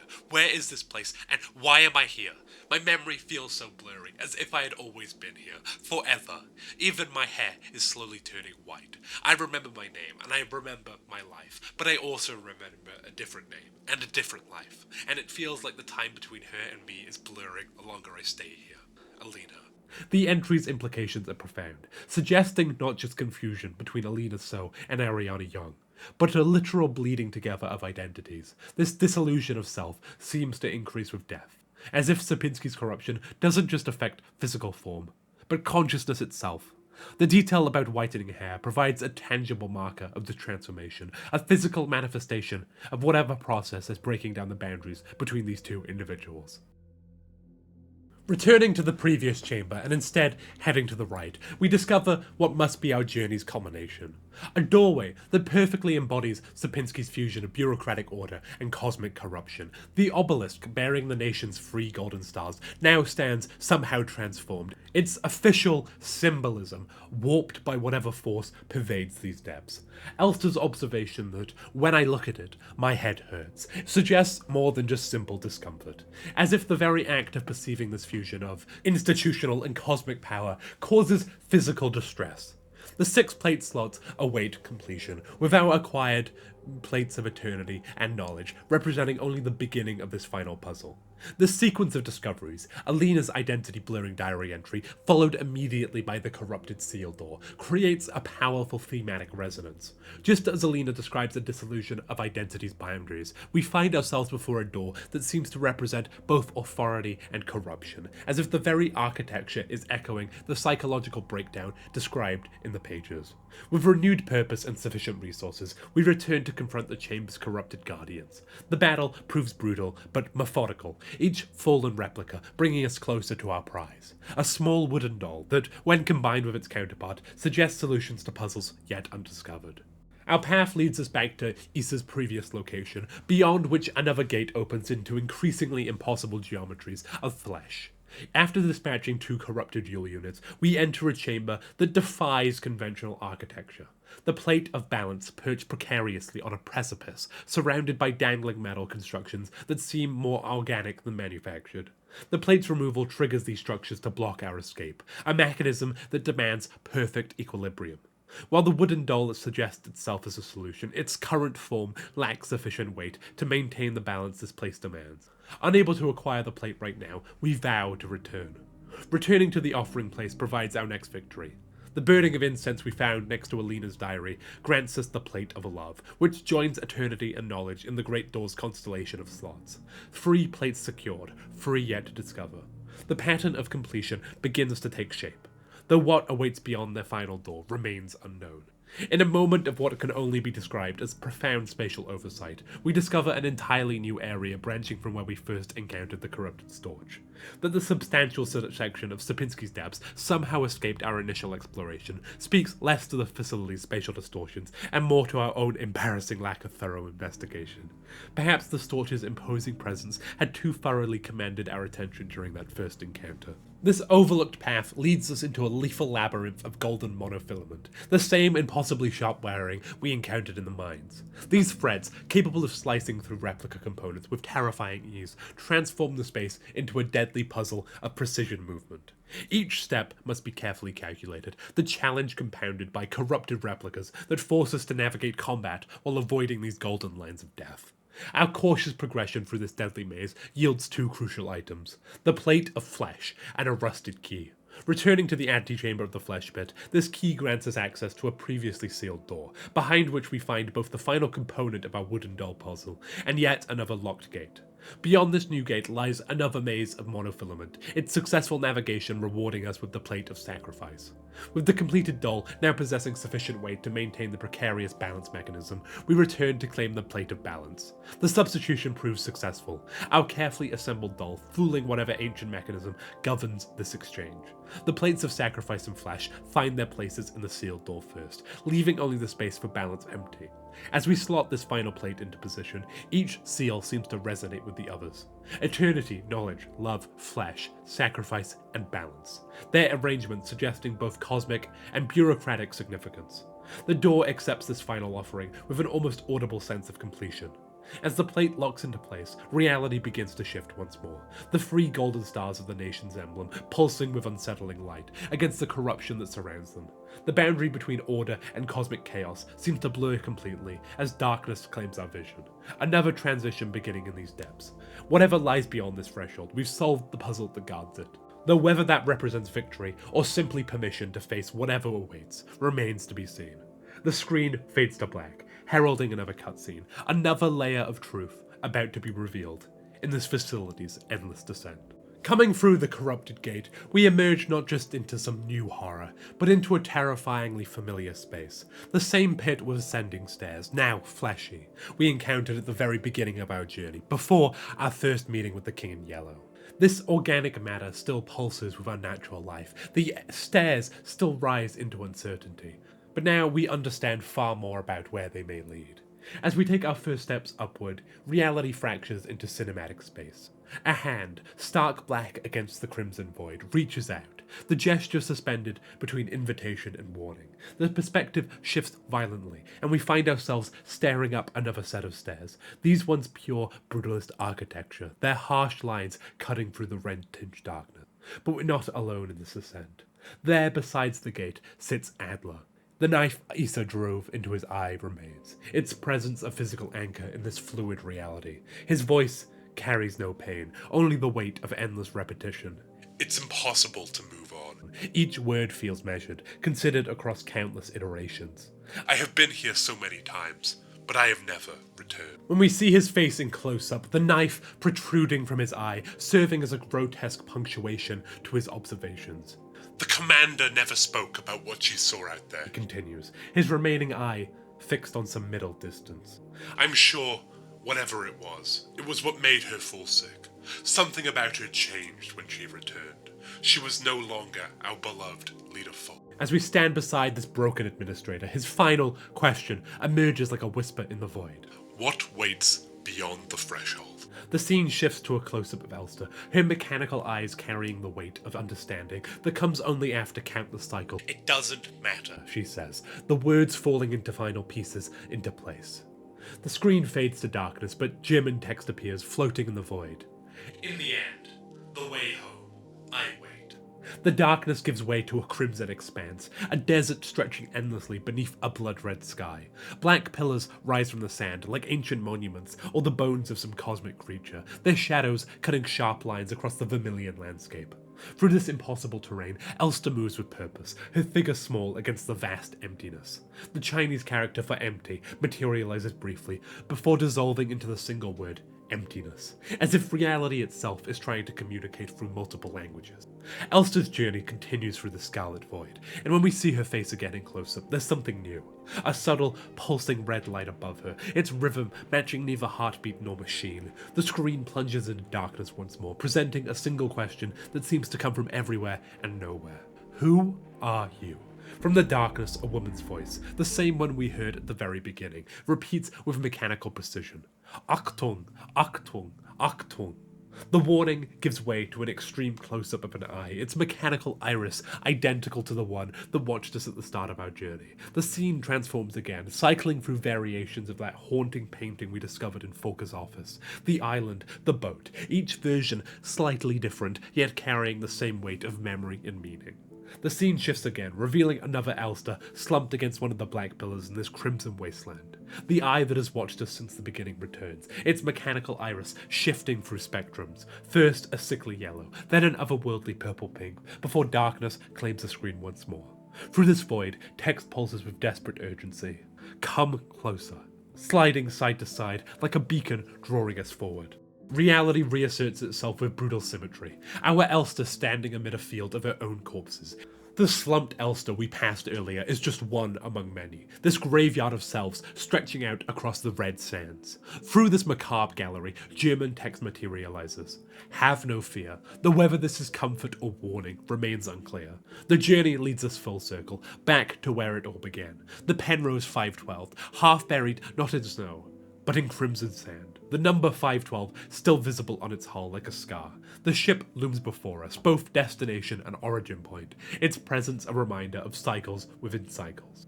Then comes the static-laden image of Ariane, her white hair a stark contrast against the corruption of the signal. The image breaks apart, fragmenting into scrolling text that repeats with manic intensity. What are you looking for? The question floods the screen, written in both English and German, overlapping and overwhelming, as if reality itself is demanding an answer. The scene dissolves into abstract symbols against the crimson void, their patterns shifting and reforming, like thoughts trying to take shape. A cracked painting emerges from the dark, its damaged surface telling stories we can't quite read, while text cuts through the darkness with simple urgency. I've been waiting. The name Alina So appears, Korean characters foreshadowing her name like echoes of another life. The image transforms, revealing a line of identical figures stretching into the distance. Each one Ariane, yet somehow different, like variations on a theme. The last figure breaks the pattern, turning to face us with deliberate purpose, acknowledging our presence in this impossible space, her name having been called. Out of all the figures in this lineup, this is the only one that is truly Alina So. Our attention returns again to the painting, the red mark where we once placed the key, now pulsing with more significance. For you appears in stark white text, a message that feels both intimate and universal. Then Elster materializes, the Chinese character for magpie behind it, symbolizing how Elster in German means magpie. The sequence creates a rhythm of revelation and mystery, each image flowing into the next with dream logic, yet somehow making perfect sense in the moment. Names become symbols, symbols become identities, and identities blur at the edges where they meet. It's as if we're watching reality itself try to make sense of what it's showing us. The scene shifts to a line of Elsters, each facing away, a mirror image to the earlier line of Alina's. Like their counterparts, they turn in sequence, call their name, each movement suggesting another iteration, another cycle of the same endless search. The organic pulse of flesh fills the screen, reminiscent of Nowhere's living walls, before text emerges from the darkness. For us. Elster's face appears front and center, a canvas for the shifting paintings we've encountered. The island, the shore, each image overlaying her features like memories trying to surface all at once. Then comes Ariane Yang, her name floating against red, the Chinese character for Aspen glowing white behind it, completing the trinity of identities we've been circling. Alina, Elster, Ariane. The line of figure returns, but this time they all turn in unison, as that mechanical Achtung, Achtung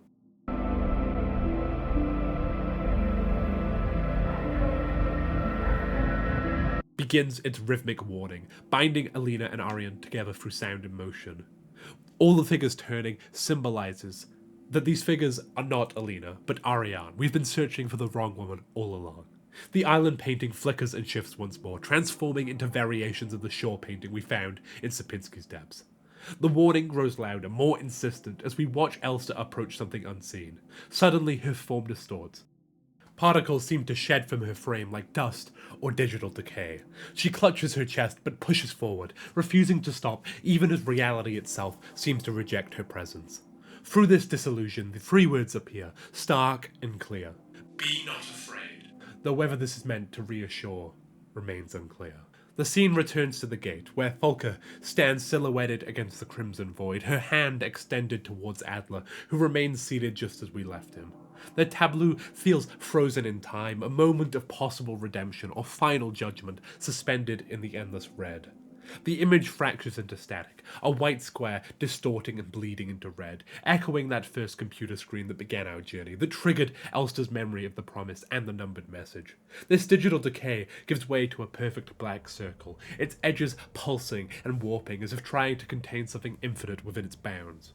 We find Elster again, standing alone as Occident trails behind her like breadcrumbs through the void. The paintings we've encountered throughout our journey overlay her form once more, each one a layer of memory or possibility, their images shifting and merging with her silhouette. The mechanical eye symbol appears, its vintage aesthetic a reminder of how deep these patterns run. Then comes a rapid sequence of images. A woman in white with dark hair standing at train tracks. The island painting we've seen so many times before. The same woman, presumably Alina, watching as stars fall through a turquoise night. The scene shifts to her lone figure on what looks like a pier or dock. The water's dark and still around her, suggesting depths we're yet to plumb. The island painting returns once more, as if anchoring us between these fragments of memory or prophecy. A cityscape emerges against a star-filled night sky, its silhouette reflected in still waters below. The industrial skyline stretches across the horizon, while fallen structures pierce the water's surface like ancient ruins, a world both present and decaying simultaneously. Then we return to the island painting, but transformed, the familiar red doorway now accompanied by a boat and a solitary white figure, their presence adding new meaning to an image we've seen countless times before. The scene shifts to show a figure, perhaps Alina, perhaps Ariane, perhaps someone else, watching what appears to be an explosion in the distance. The moment frozen in time like a photograph of the apocalypse. The island painting returns, closer now, its details warped and distorted as if viewed through corrupted memory. Then we see someone connected to Alina, their eye socket bloodied and empty, their hand clutching at the wound, an injury that seems to echo through time, connecting to Adler's own damaged eye. The painting flashes again, but before we can register its changes, we're shown a trench filled with replica bodies, their forms twisted and broken, Occident pooling beneath them in a grotesque echo of the pile of Elster corpses we encountered earlier. The island appears once more. It cuts to something standing at the water's edge. Among dark pylons that pierce the surface like ancient markers, a figure stands before ceremonial pedestals. The star-filled night sky stretches above, its reflection creating a perfect mirror in the still waters. A moment suspended between ritual and infinity, something that resembles a funeral. The island painting appears again, the white figure within it now more distinct than ever before. A photograph follows, Alina alongside the woman who would lose their eye, their relationship captured in time. The Chinese character for Remember flashes across the screen. Then we find Elster reaching out to touch the hull of the Penrose 512, her hand pressing against cold metal. White text emerges. Remember our promise. The island painting flashes again as we see the crash ship in full, Elster climbing its side towards the access panel. Red text blazes. Wake up. As she struggles to open it, her form begins to fragment, overlaid with the shifting paintings like memories trying to break free. The character for Oath appears against red as Elster tears her own arm away, the effort proving too much. The island painting strobes frenetically as she falls back into the crimson desert, Occident trailing behind her like a comet's tail. The camera pulls in on that familiar island painting one final time. The red gate, the boat, all the elements we've seen repeated throughout our descent through Sierpinski's depths. Then we find Elster again, sprawled across the crimson sands, her severed arm lying beside her like a discarded memory. Wake up! Flashes once more, but Elster remains motionless, Occident pulling beneath her broken form. The camera draws closer to her face, focusing on her eye. That mechanical marvel that's witnessed so much horror and hope. We watch as the light within it slowly fades. The screen goes black, but something tells us this darkness is...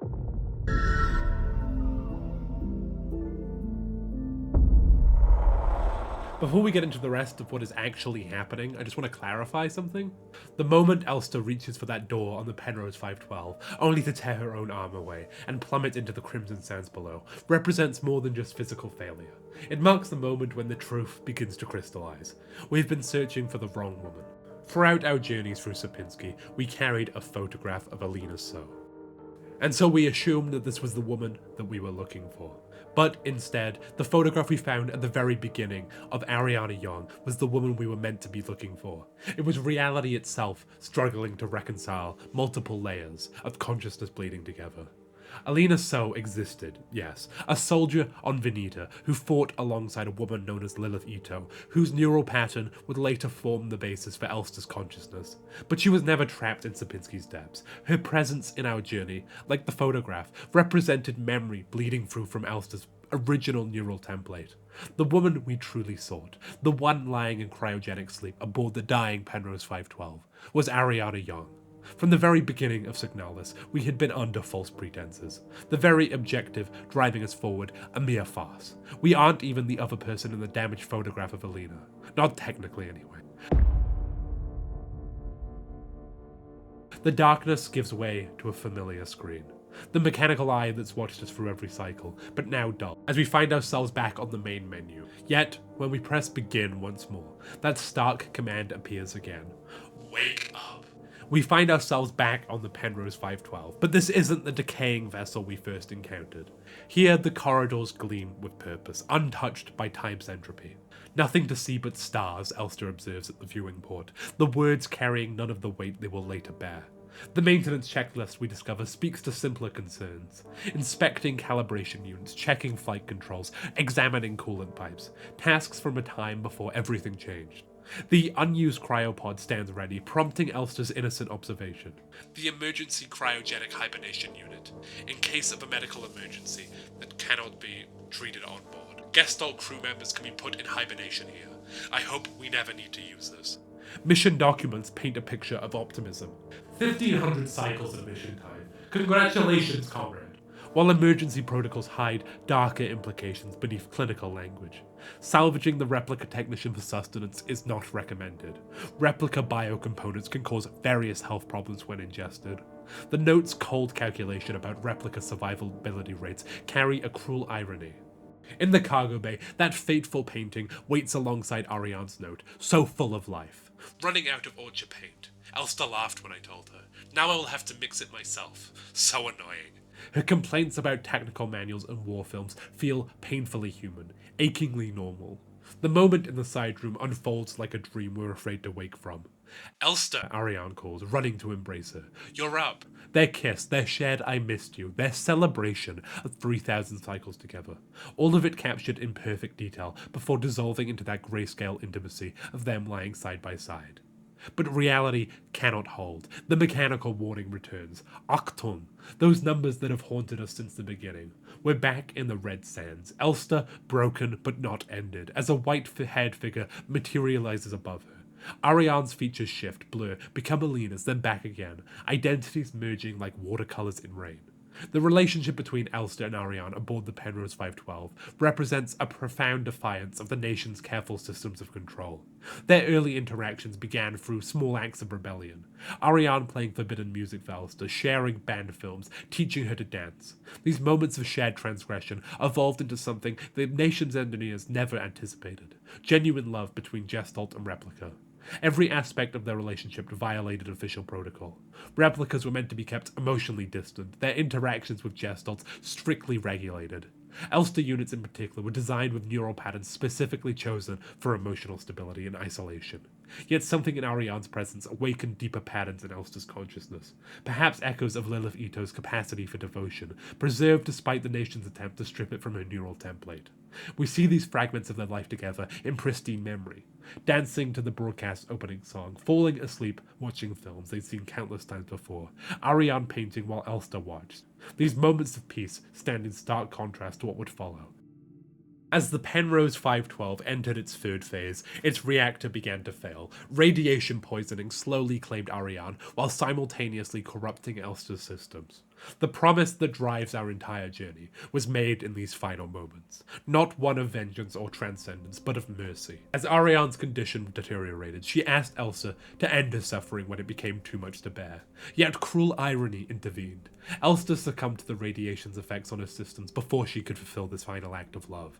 This failed promise creates the foundation for everything that follows. Each iteration of Elsa we encounter represents another attempt to reach Ariane, to fulfill that commitment made in the Penrose's dying hours. Their love story thus become both personal tragedy and cosmic catalyst. Through Ariane's latent bioresonant abilities, amplified by suffering and isolation, their unfulfilled promise begins to warp reality itself. The corruption spreading through Sierpinski, the bleeding of memories between individuals, the very cycles we experience, all stem from this single point of connection between Gestalt and Replica that refuse to be severed by death or institutional control. But returning to that red desert, good things are not built to last. The red text blazes across our vision. Do you remember our promise? As Ariane/Alina's figure looms over Elster's broken form. Then we're yanked violently from the Crimson Desert back to where it all began. Or perhaps where it all ends. Through swirling snow, Elster crawls one arm towards the ice-shrouded Penrose 512, each movement a testament to both determination and despair. Reality fractures as she finally reaches the ship's interior. But this isn't the pristine vessel we just witnessed in memory. This Penrose is a tomb, its corridors marked with Occident, its very walls seeming to pulse with corruption. Each limping step brings new distortions to our vision, the screen tearing and warping in sympathy with Elster's injuries. Among the decay, we find Ariane's note, her one steady hand now trembling across the page. Lost another tooth. There was so much blood. My hands were shaking. Why is my head full again? I can't sleep. I just want to sleep. Please let me sleep. Her words chronicle her deterioration from radiation poisoning, each symptom making the nature of Elster's promise and the mercy it represents increasingly clear. Moving into the cryogenic chamber, we find it transformed. Organic growths pulse across its surfaces, and there lies another Elster unit. Unlike our damaged black uniform, this one wears pristine white armor. Like an echo from another timeline or a glimpse of what is to come. The encounter feels both inevitable and impossible as we approach this other version of ourselves. The screen floods crimson as German text flashes, and our Elster moves with terrible purpose, tearing the other's arm free. A mirror of her own loss.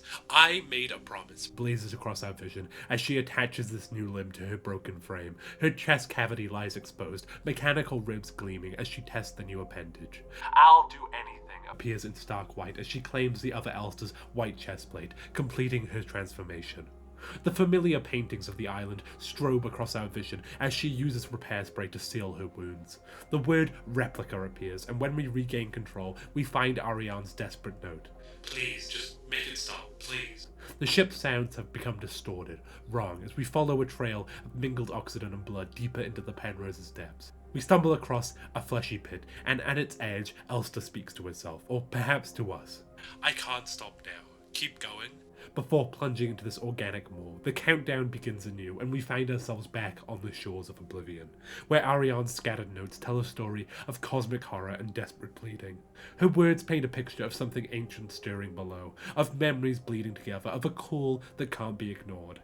An ocean of memories where I ends and we begins. She sits alongside. Great holes are digged where Earth's pores ought to suffice, and things have learned to walk that ought to crawl. But it's the repeated kill me, written over and over with mounting desperation, that makes our promise's nature unmistakable. The king in yellow rests in the dark waters, now bearing only 2 seals, while the lamp beckons from a waiting boat. As we set sail into darkness, a falling star draws our eye to the distance, where that familiar red gate awaits on its island shore. GESTALTZERFALL appears, Chapter 3, as we drift toward whatever lies ahead.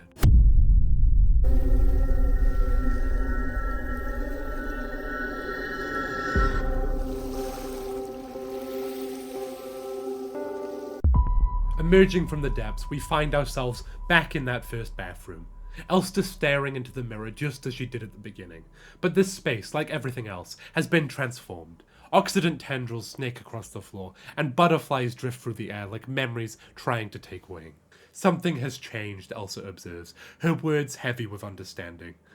The facility we step into is both familiar and impossibly alien. The same corridors we've walked before now pulse with organic growths. Fleshy barriers block paths once treadable, and herding us forward like a living labyrinth with its own agenda. The paths that once offered choice have now been sealed, leaving us only one way through this transformed space. The classroom we once explored at the start of our journey, we find the same safe, accepts the same code. A moment of stability in the shifting reality.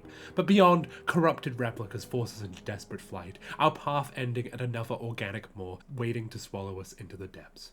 The scene fractures to show us Adler, his form twisted by the facility's influence, yet his observation cuts deep. You've changed. Then we see him in an earlier moment, or perhaps a different reality altogether, still bearing Issa's knife wound as he bends to kiss Volker's forehead. The tenderness of this gesture makes its context all the more disturbing, these fragments of humanity persisting even as corruption claims everything else. The descent into corruption feels brutally intimate. As Adler's lips leaves Volker's forehead, we witness his transformation, his form twisting and fragmenting like a photograph being slowly torn apart. His observation cuts through the horror with terrible clarity. It's like everything was taken apart and put back together by someone who doesn't understand how it works. The words hang in the air as his body continues its grotesque reconfiguration. His words could either speak of the facility itself, or of Volker, who has been fundamentally changed by what she saw past the Red Gate. But this is a concept we will get into a bit later. The stark grey background and white text, I have become whole again, feels like bitter irony against what we've just witnessed. When we see him again, his face half shrouded in crimson darkness, one eye blazing with mechanical intensity, his declaration carries the weight of terrible understanding. I wear no mask. The red background that follows seems to bleed into reality itself, whilst text screaming his truth. And I hate everything. The scene shifts to Issa, and the transformation we witness is somehow more intimate, more horrifying. Where her eyes should be is merely an eye patch, her fingers stained with her own blood. The realization dawns on her face. This isn't just physical corruption, but something deeper, a resonance with whatever force pulses through Sapinski's depths. When watching the moment, she understands she's been claimed by it, that resistance was perhaps always futile. The text, "Perhaps this is hell," materializes against the darkness, followed by that cruelly bureaucratic statement. This space intentionally left blank, as if even in this descent into horror, some part of the facility's nature persists in its documentation of our downfall. Then those final words appear, marking our transition. And now, Rotfront, bringing us full circle to where so many of these tangled destinies began. The city that spawned Ariane, that watched Issa and her sister grow up, that might have known Alina before she was Alina, or perhaps after. Time having lost all meaning in these corrupted spaces. We descend into this third and final chapter, understanding that we're not just returning to a place, but to the source, to where identities were first formed, before they began to blur and break down in Sapinski's depths. Rotfront waits, its Soviet brutalist architecture and endless snow, ready to reveal one last layer of truth about consciousness, identity, and the price of remembering.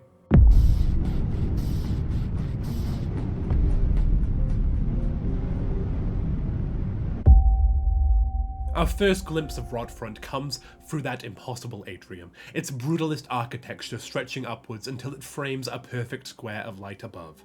The geometric pattern of shadows and illumination creates a hypnotic grid, as if the very space is trying to impose order on chaos. When we see Elster standing beneath this light, the propaganda mural behind her, Rotfront Sector C, Arbiter, flickers with unsettling distortion, a reminder that even here, reality is not as solid as it seems. Moving on to a hallway, we discover a computer terminal that feels preserved from another era, its dual floppy drives and retro interface hinting at puzzles yet to come. The emails detail an Imperial spy investigation, mentioning that Camilla Young's niece has access to the photo store, almost certainly referring to Ariane, while another message reveals the Ito family bookstore's password relates to the birthdays of the owner's daughters, Erica and Issa. Our objective crystallizes, 6 tarot cards scattered throughout this concrete maze. Death, lovers, moon, star, sun, and tower. The search leads us to a medical room where we find that curious, magpie-adorned box with its speaker. Beside it lies a teacher's evaluation that seethes with ideological judgment. The girl, without a doubt, is remarkably odd, certainly due to her being raised solely by her mother, rather than by a community of good people, overseen by a block warden as is normal these days. The report speaks of Ariane and condemns her artistic pursuits as nonsense, implanted during a time at a desolate radio outpost, while criticizing her friendship with the Venetian-born Ito sisters and their family's questionable literature. Each new area reveals more fragments of truth. Near the Handcrank, we discover the truth about Monfest cancellation, a festival for the people of Rotfront. Citizens are only to leave for work and report all suspicious activities to their block warden. The Protector Public's office refusal to address rumors of an Imperial spy in Sector C only heightens this atmosphere of paranoia. But it's a classified document found in a darkened room after dispatching some corrupted replicas with our newly acquired submachine gun that reveals the horrifying truth about replica creation. Carefully selected by Aeon, exemplary citizens of the nation are permanently cryogenically preserved in neural archives, each becoming a neural pattern for a new replica model. To preserve the image of the replica as an incorruptible ideal, the original Gestalt is erased from records and public memory. As we discussed earlier, Lilith Ito, with presumably some relation to the other Ito sisters, was one of these replica templates, and was the woman from the photo with Alina, the one with an iPad. It goes to show that, considering how long Elster models have been in production, conflict on Venetia and Alina and Lilith Ito must have been long, long ago. The document continues, detailing how bioresonant technicians deliberately alter and suppress episodic memories during the copying process. While replicas maintain their donors' skill and personalities, they're stripped of specific memories to ensure that they perform their duties without distractions. Most chilling is the note about a process called persona degradation, how exposure to certain stimuli can cause Gestalt memories to resurface, leading to clear signs of individuality that warrant swift decommissioning. When ammunition is scarce, alternative ways of decommissioning may be deployed at the discretion of local operational command. Turning back to the atrium and going a different way, we find a barrier of steam. Using the hand crank we found earlier, we clear the steam barrier and press deeper into Rotfront's maze. We find a blue-lit room with spreading oxidant tendrils, suggesting corruption isn't contained to Sierpinski, it's here too, seeping through the cracks in this supposedly ordered society. The acetone we pocket might prove useful, and that meat grinder descending into the floor offers another path downward, though something about its placement feels deliberately ominous. Like it's hungry for more than just meat. Past the steam barrier, tucked away in a maintenance alcove, we spot something that doesn't belong. A blue floppy disk. It's label worn but still readable. Whether it belongs in one of those empty drives back in the computer room or holds some other secret, we pocket it. In this place where every scrap of information comes stained with hidden meaning, even outdated technology might unlock something crucial. Each discovery reinforces how thoroughly the nation attempts to reshape consciousness itself, from childhood education to the systematic erasure and reproduction of identity through the replica program. The brutalist architecture that surrounds isn't just design, but philosophy made concrete. Rigid lines and harsh angles built to contain and constrain both flesh and mind. Another thing to note is that the seeming degradation in technology compared to our own timeline is likely due to the technological aspect of the nation being dedicated solely to replicas, thus other forms of technology having fallen behind. We stand in the atrium again, this path temporarily exhausted, knowing that somewhere in this maze of concrete and corruption is the answers we seek. About Ariane, about identity, about the true nature of consciousness in this world that seeks to control it at every level. Everything here, from the teacher's reports to Aeon's memory theft, it's all about control, breaking people down, rebuilding them into something useful. Even the walls feel like they're watching, waiting to see if we'll crack under the weight of all this concrete truth. That blue disc that we found holds more secret than its worn label suggests. Back at the computer terminal, we insert it, triggering something we've heard too many times before. That Achtung transmission with its numbered code bleeding through static. The frequency matches what we need for that magpie box we found earlier, and when we return to unlock it, we find both the store key and the star tarot card waiting inside. First piece of our 6-card puzzle. Moving through Rotfront's corridors, we stumble across a room dominated by a painting. The same island scene that's haunted us since Sierpinski, but something about it feels different here. The acetone does its work, eating through paint to reveal the lover's tarot hidden beneath. Like someone knew we'd need to find, knew exactly what we'd be carrying. The Ito store beckons. Inside, that banned book. Song of the Gods spells out truths about bioresonance that were never meant to be public. The deep vibration of the cosmos, how it binds everything together, how the Grand Empress used it to breathe life into the first machine servants. No wonder they banned it, it's practically a confession about replica creation. Then Issa appears, broken in ways that suddenly make too much sense. The eye patch, the plasters on her face, they're not just wounds, they're fragments of a story trying to hold itself together. I couldn't find her, She says, and now we understand why. I've looked everywhere, but she's not here anymore. That final I'm sorry hangs in the air like a confession. When the corruption takes her, it's almost gentle. No violence, no struggle. She simply unravels, leaving those same tendrils we've seen throughout Rotfront and Sierpinski, like she's returning to whatever dreamed her into being in the first place. The memorial we find in the Ito store tells the truth that she couldn't. Isolde and Erika Ito, both gone. Erika's portrait half complete, like whoever created this memory of Issa couldn't fully remember the sister she was searching for. The death tarot we find here feels like punctuation, the end of a story that might never have been real to begin with. The book on resonant phenomena we find nearby, with its talk of synchronicity and acausal connections, reads differently now. Every Issa we've met, every conversation we've held, every moment she helped us or needed our help, they weren't lies exactly. More like echoes, memories given form by whatever force shapes this place. The real Issa died with her sister, but something here needed her to keep searching, keep trying to make things right. She was real in the way dreams are real. True without being true, meaningful without existing. And now, standing in this bookshop, where two sisters once lived, we understand why she had to disappear. You can't find someone in your memories if you're just a memory yourself. The past seals itself behind us as we return to the atrium, those organic growths claiming the space where Issa's memories dissolved. The meat grinder below feels less like infrastructure now and more like an invitation. As we drop through, two words flash in the darkness. Zan, and the Chinese character for tooth, followed by a vision of Ariane that cuts deep. Blood trickling from her mouth, white hair framing, features drawn like with pain. A glimpse of the decay that claimed her, one lost tooth at a time. We land in a space that feels impossibly clean, white tiles stretching up into darkness, our flashlight being the only thing keeping shadows at bay. The mess hall beyond presents a grotesque diorama of interrupted life. Butterflies drift through stale air, past abandoned chairs and forgotten meals. But it's the shadow seared into the floor that stops us cold. A human shape burned into tile, like those left at Hiroshima, marking the exact moment someone ceased to exist. The tower tarot card we find seems deliberately placed, set in a plate ringed with what might be blood, surrounded by scattered teeth. Another echo of Ariane's slow disillusion. That newspaper nearby about imperial blockades and starving millions on Veneta feels like context for a larger horror. Systems of power playing games while people waste away. We move down, finding a metro station, and below that, we find a scanner, feeling like a promise of puzzles to come. We find our way back up, connecting spaces that seem separate, the whole structure revealing itself as more maze than building. However, if we go the other way from the metro station, we come across a save room, and beyond that, stairs leading up. It is here where we manage to find an article detailing a phenomenon known as the Red Eye, trying to explain away cosmic horror with meteorology.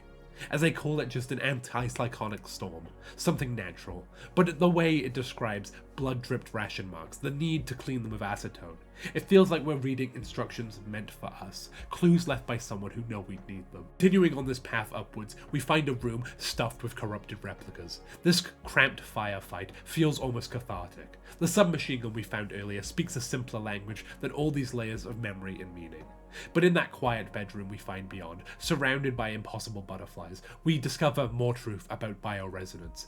The nation's dependence on it, their failure to understand it, the questions about neural pattern duplication that no one can answer really.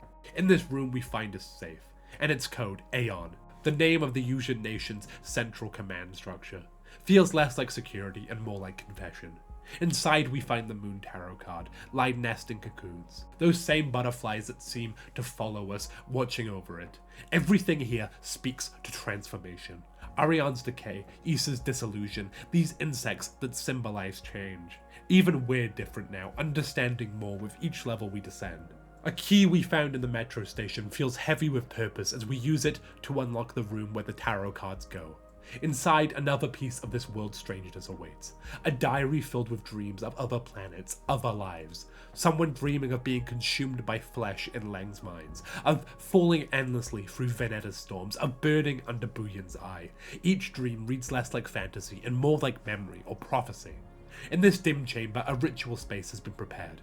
6 points arranged like a star chart of nation-controlled worlds, waiting for cards that carry more than just symbolic weight. Our collected tarots, marked with moons and stars and towers, feel like keys to something larger than mere fortune-telling. Back at the metro station, that store key we fought so hard to retrieve finally proves its worth. The developer fluid we found inside combines with a photo tank we found earlier. Alchemy of a more mundane sort, producing something stranger. A photograph of a QR code. Its pattern holding yet another secret. The scanner we discovered earlier reads meaning from these digital runes, yielding both the Sun Tarot and something more damning. A spy's final report. The Imperial spy that the Yuuzhan nation so vehemently denied existed. I'm sure the white-haired girl working at the photo store in Sector C is resonant. The note reads, finally confirming what we suspected about Ariane. The spy's fear feels genuine. These aren't the words of someone inventing threats, but someone running from a power they barely understand. The atrium has changed when we return, those organic growths that blocked our path to the Edo's bookstore spreading further, like the facility itself is continuing to transform. A fallen light well catches our beam, another piece of this puzzle we're slowly assembling. Everything here feels deliberate now, even the destruction carrying some sort of purpose.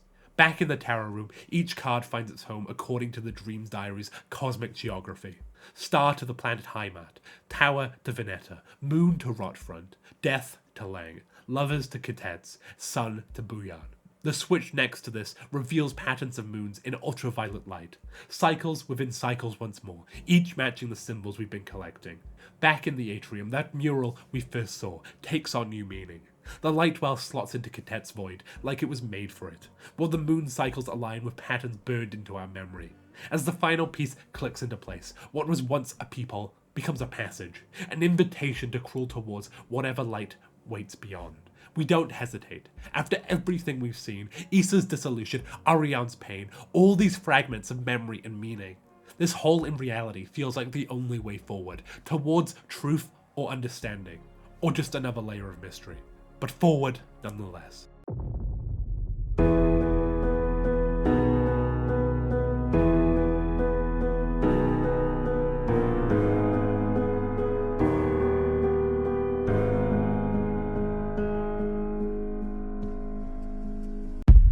The crawl through that narrow passage feels like deja vu. We've been here before, at the beginning, before we understood what any of this meant. The room beyond proves that feeling right. The same computer, the same radio setup, but something's different.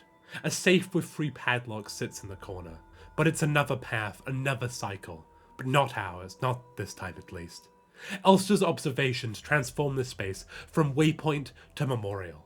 Ariane used to keep her clothes here, She says of the wardrobe. The textbooks belonged to Ariane's mother, the Imperial serials Ariane loved reading. Each comment making this feel less like a room and more like a museum of someone's life. It speaks of our Elster's improvement, of her memories coming back, at least in some regard, able to discern that this is Ariane's bedroom she lived in at Rotfront. The king in yellow waits on the desk, its final seal ready to break. It's time to go home. The text glows. When we step through, we find Ariane's bedroom from before the Penrose, before those 3,000 cycles with Elster, before the crash that brought her to Lang. Her workforce papers show a life that never was. Should you not be accepted by a military service program, you will be assigned to S23 Sierpinski Production and Mining Facility on Lang. But she did get accepted, chose the Penrose instead of Sierpinski, chose Elster instead of mining depths. Yet somehow, those depths claimed her anyway. Her aunt's notes feel deceptively simple. Please pick up the books your uncle ordered from the Ito bookstore. Remember to leave some space in your school bag. A glimpse of normal life, a connection to Issa and Erica, and maybe even a warning about what's to come. Her mother's letter breaks open another mystery. What a strange coincidence that she looks so much like you. You could be twins. She writes of Alina So. In her corrupted dream state, trapped somewhere between death and memory on Lang, Ariane seems to have projected Alina into Sierpinski, a beacon for Elster to follow, slowly transforming into something more familiar as reality itself bent under the weight of her bioresonance. When we approach the door, the text is stark. This is the end. Leave forever. Beyond lies a corridor of revelations. Adler's notes read like a bureaucrat watching reality unravel. All the Gestalt workers have succumbed to it, leaving only dark shadows. It was a slow corruption of reality itself. Each cycle forced him to witness the same horrors with slight variations. A perfect hell for someone who craves order. Volker's red dream charts her dissolution. A crash ship, a strange gate, a hole in the ground. Now I can no longer tell where Volker ends and Elsa begins. Her consciousness, already susceptible through bioresonance, merged with memories that leaked from Lang. Memories of 3,000 cycles on the Penrose, of happiness before the crash, of Ariane and Elster together. Combined with whatever force sleeps beneath Lang, this power reshapes Sierpinski itself, turning people into shadows and flesh into corruption. Adler's final warning. You must turn back. You've tried so many times, and you failed every time. Sound less like fret, and more like exhaustion. He's just a functionary trapped in endless cycles, watching everything he's meant to maintain fall apart again and again and again. Then Volker's last coherent thought. We were dancing to that song. If only I could take us back to that time when we were happy. Her memories no longer entirely her own, dreaming someone else's happiness. Those two chairs wait ahead, as they have so many times before. The paintings flank Volker's door just as they did in Sierpinski, but this time feels final. Whatever waits beyond isn't just another loop, but an ending, or at least the chance of one. We've seen how Ariane's dreaming mind reached out from the Penrose to reshape Sierpinski's reality, using Alina as guide and vessel, merging memories until truth becomes fluid. We understand now why the shadows burned into walls, why flesh writhed with corruption, why even Volker's mind dissolved under waves of borrowed memory. The door stands ready, time to face whatever lies beyond. Carrying all these fragments of truth, these pieces of lives lived and lost and dreamed. Time to end this cycle, one way or another. Volker's chamber opens to us at last. The twin chairs still wait, patient as monuments. But our attention fixes on her form lying motionless on that raised platform. Why did you return? She asks, voice carrying neither threat nor welcome. There's nothing for you here. But even as she speaks these words of dismissal, she rises, reality bending around her as a halo manifests, 6 spears orbiting her form like deadly stars. Her next words cut deeper than any blade. She'll never dance with us again, no matter what we do. She doesn't even want us anymore. When we see her facing close-up, the resemblance to Ariane is shocking. Different hair but same features, like a photograph slightly out of focus. The word Volker falls across her image like a veil, followed by that stark declaration against Crimson. This god won't forgive you. Volker's status as a godlike being to the replicas of Sierpinski, clearly being reflected. Kanji for death fills our vision, as German text bleeds through reality. Beyond the sun, in the darkness behind the stars, followed by, let us become one. Volker hovers above pulsing flesh, both beautiful and terrible. Both of us, we are incomplete, She says. Let us become whole again. Her words echo everything we've learned about fragmented consciousness, about memories bleeding between minds. The battle begins, her spears slice through the air, forcing us into a desperate dance. When we understand her rhythm, the truth of that old note becomes clear. Remember to leave some space in your school bag. Each spear she throws becomes a potential weapon if we're brave enough to collect them, smart enough to wait for openings, and it's the only way to truly defeat her. We land our first spear, reality shifts beneath our feet. Suddenly we're in a medbay, corrupted replicas joining her assault. Her spears burn red now, their explosions able to harm friend and foe alike. Then, as we land another spear, an office space, her attacks becoming waves that grow as they travel, like ripples in a pond of memory.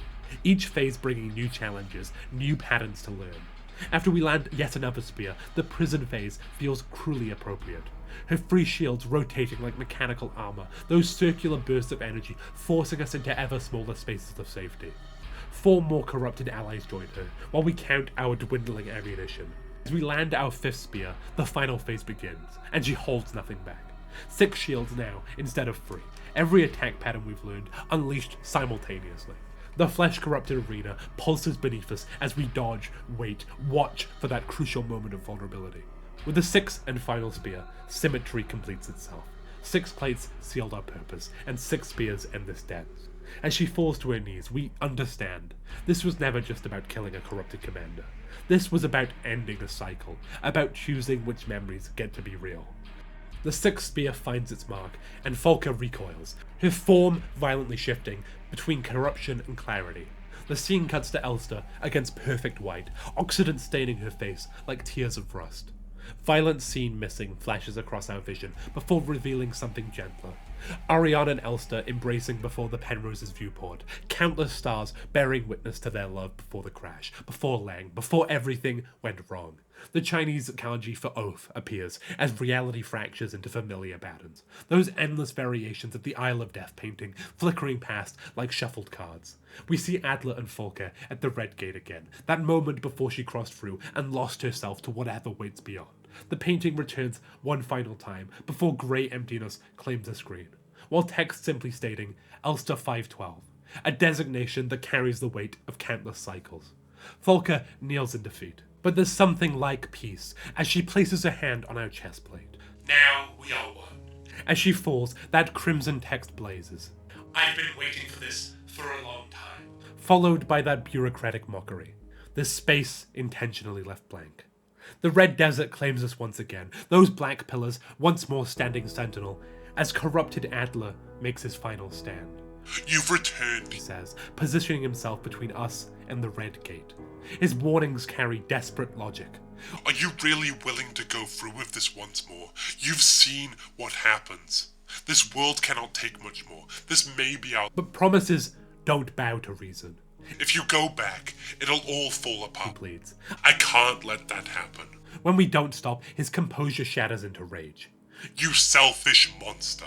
The knife finds our eye, an echo of Easter's attack, but where he once survived that wound, our bullet ensures he won't stop us again. As he falls against those inky steps, still trying to crawl after us, his final accusation follows. You'll destroy everything. We hold our wounded eye, oxidant spilling onto white armor, but we don't stop. The Red Gate awaits, and beyond it, those crimson dunes that lead back to the Penrose. The cost doesn't matter anymore. The warnings don't matter. Some promises transcend reason, transcend cycles, transcend even the collapse of reality itself. We begin our climb, carrying all our broken pieces towards whatever awaits above. The Penrose's hatch opens one final time, the Chinese character for return bleeding through reality like a welcome, or a warning. These corridors that once carried hope now tell a different story through scattered documents and desperate diary entries. Phase 2's briefing reads like cruel irony now. 1,500 cycles of mission time. Congratulations, comrade. Those early days when they still believed in searching for new worlds, when Ariane wrote about freedom and escape.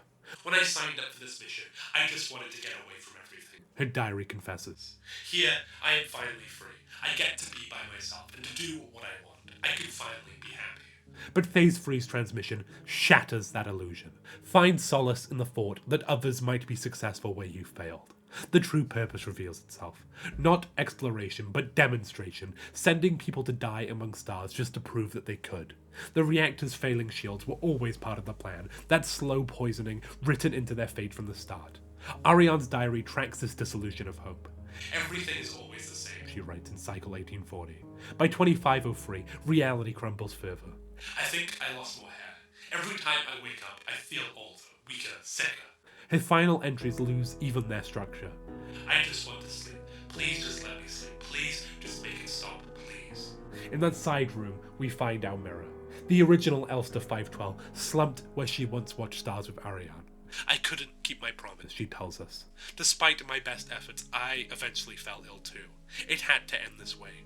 Her failure becomes our purpose, her broken promise our burden to fill. There's also a moment of candid truth that Elster doesn't often indulge in. Her directly telling us what happened is completely different to her normal, passive, even evasive form of conversation. As we get to the cryo chamber door, it asks one last time, go home. Inside, Ariana waits, those same plasters we saw in Alina's records marking her face. The kiss that wakes her feels like a perversion of fairy tales. Not breaking a curse, but delivering one. You have to do it, She says. It's time for this to end. That German text blazes truth. You promised. A 2-second countdown blazes on the screen, and it feels both eternal and too brief. 2 seconds to end 3,000 cycles of love, of waiting, of slow decay. Her eyes hold understanding as our hands find their purpose. There's no resistance, no fear. Just acceptance, maybe even relief. The "I'm sorry" that flashes across our vision feels inadequate for the weight of what we're doing, what we're always meant to do. When it's done, we kiss her forehead one last time. An echo of countless goodnight kisses exchanged over those 3,000 cycles. Then we take our place against the cryopod, exactly where another of us lay before. Our systems begin to shut down, oxygen pooling beneath us like the others we've seen throughout our journey. As our vision dims, we understand something crucial. Maybe this isn't about breaking cycles or finding truth. Maybe it's simpler than that. Maybe love, real love, isn't about preventing suffering, but being willing to suffer together. About keeping promises, even when they break you. The light fades from our mechanical eyes, but there's peace in this darkness.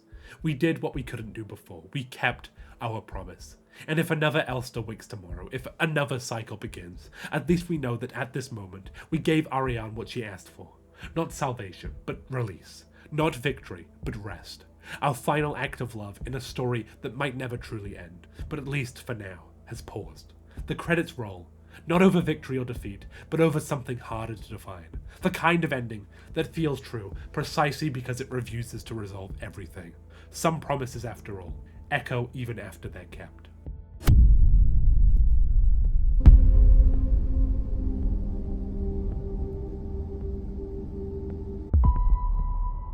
In every journey throughout these corrupted halls, through Sierpinski's depths and Rotfront's memories, our choices shape more than just survival.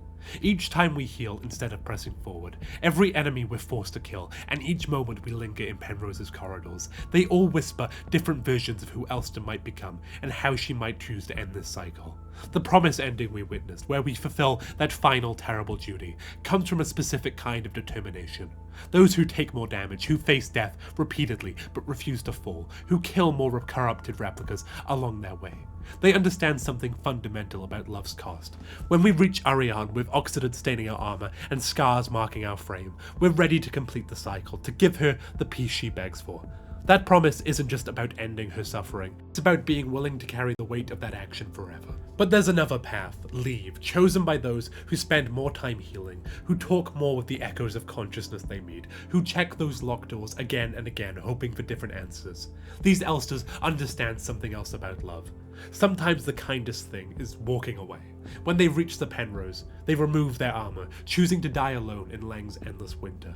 It's not cowardice, but a different kind of courage. They refuse to become executioners, even out of mercy. The memory ending might be the cruelest. Finding Ariane alive but changed. She doesn't remember Elster, doesn't remember their promise. This Elster stays, watching over someone who can't recall why they matter to each other, until their own systems fail. It's love stripped of context, but not devotion. But no ending is truly correct. Leave shows the courage to break cycles instead of perpetuating them. Memory reminds us that sometimes love persists even when the reasons are forgotten. Promise, though. Promise tells us that sometimes the hardest act of love is following through on what we said we'd do, no matter how much it breaks us to do it. 3 paths through the same story, 3 ways to interpret what love means when reality itself breaks down. 3 different kinds of mercy, each valid, each devastating in its own way.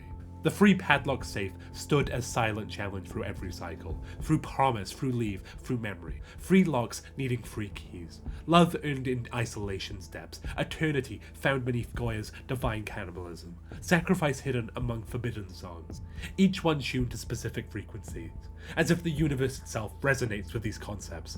96, 65, 240. Numbers that feel less like radio waves and more like incantations. When stars fall into seas and blood rains from skies, the keys whisper apocalyptic truths.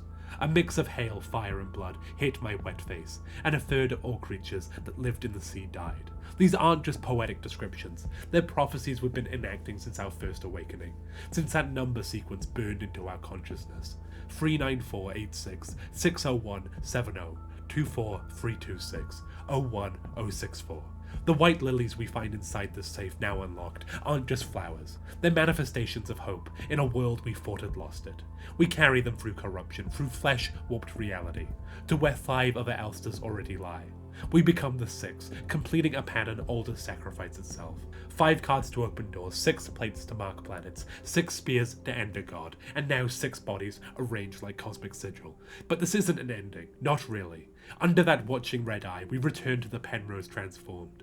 Not the broken shell we've explored through countless cycles, but the ship as it exists in memory, in dream, in truth. The quarters where we first learned to love, where we spent 3,000 cycles building a life between stars. And we dance. We dance as if those 3,000 cycles never ended, as if radiation never poisoned our systems. We dance as if all our other endings, promise kept with gentle hands around her throat. Solitary death on frozen plains, memory preserved through forgotten devotion, were just steps leading to this moment. This is what every cycle was building toward. Not just keeping a promise, but transcending it. Not just remembering love, but making it eternal. Not just leaving or staying, but finding a space between where death itself loses meaning. The red eye watches. Not malevolent, but understanding. It sees what we finally learned. That love, real love, doesn't end cycles. It transforms them. Those white lilies bloom in corrupted soil, and we dance forever in a moment between moments. Every Elster who died for love. Every frequency we tuned into cosmic song. Every key we gathered. They weren't meant to break cycles, but to perfect them. To turn endless repetition into eternal return. In the end, SIGNALIS was never about escaping cycles or breaking free. It was about understanding that some cycles, the ones born of deepest love, shouldn't be broken. They should be danced again and again until even death becomes just another step in love's endless choreography. And somewhere in the void between stars, in a ship that is both real and memory, we dance on, forever promising, forever remembering, forever staying, forever love.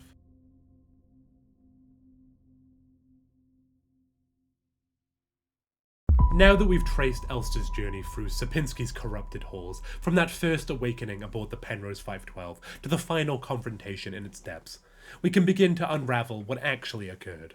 Because SIGNALIS, like the cosmic horror that inspired it, operates on multiple levels of reality simultaneously. This isn't just some artistic flourish or narrative ambiguity. The game's very structure, with its cycles and iterations, demands we examine events through a lens of understanding different aspects. Just as seals break one by one throughout the narrative, our understanding must peel back layers of apparent reality to glimpse the truth between. Central to all this is the King in Yellow, not just as literary reference, but as active participant in reality's disillusion.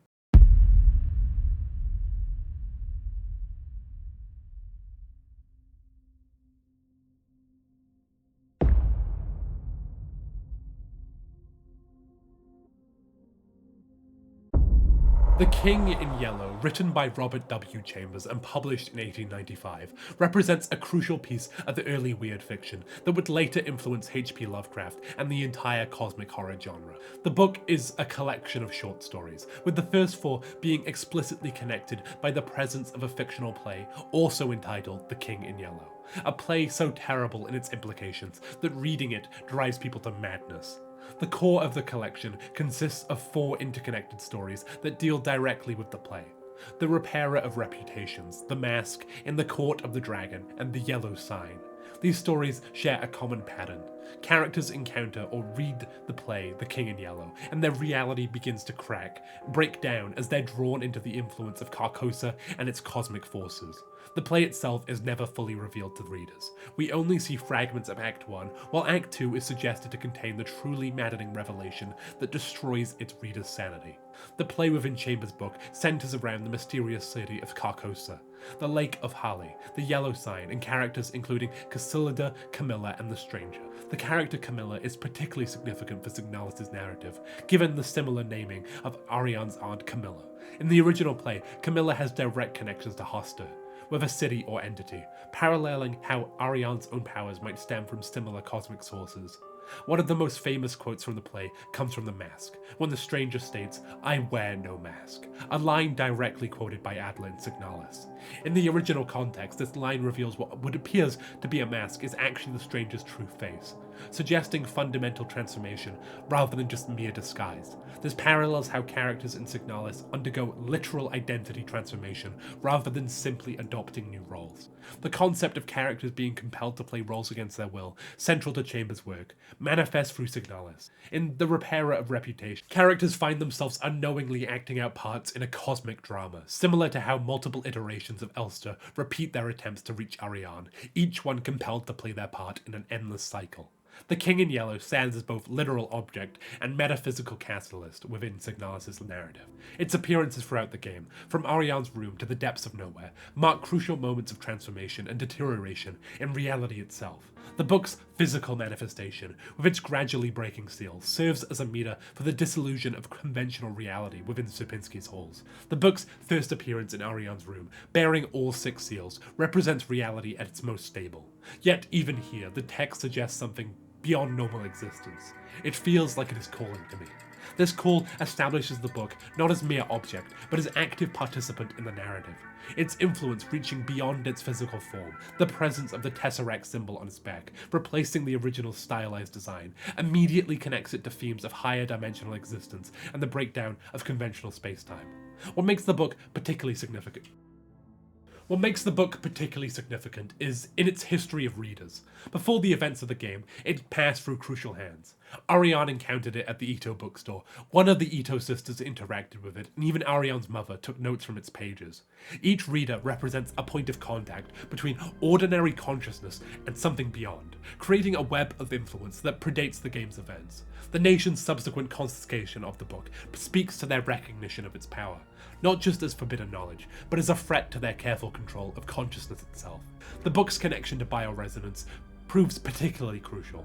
The 3 stars and halo on its cover mirror symbols associated with bioresonant power throughout the game, suggesting it might be the original source of these symbols. This connection implies that the Empire's understanding of bioresonance, and subsequently the nation's attempts to control it through technology, might have originated from the book itself.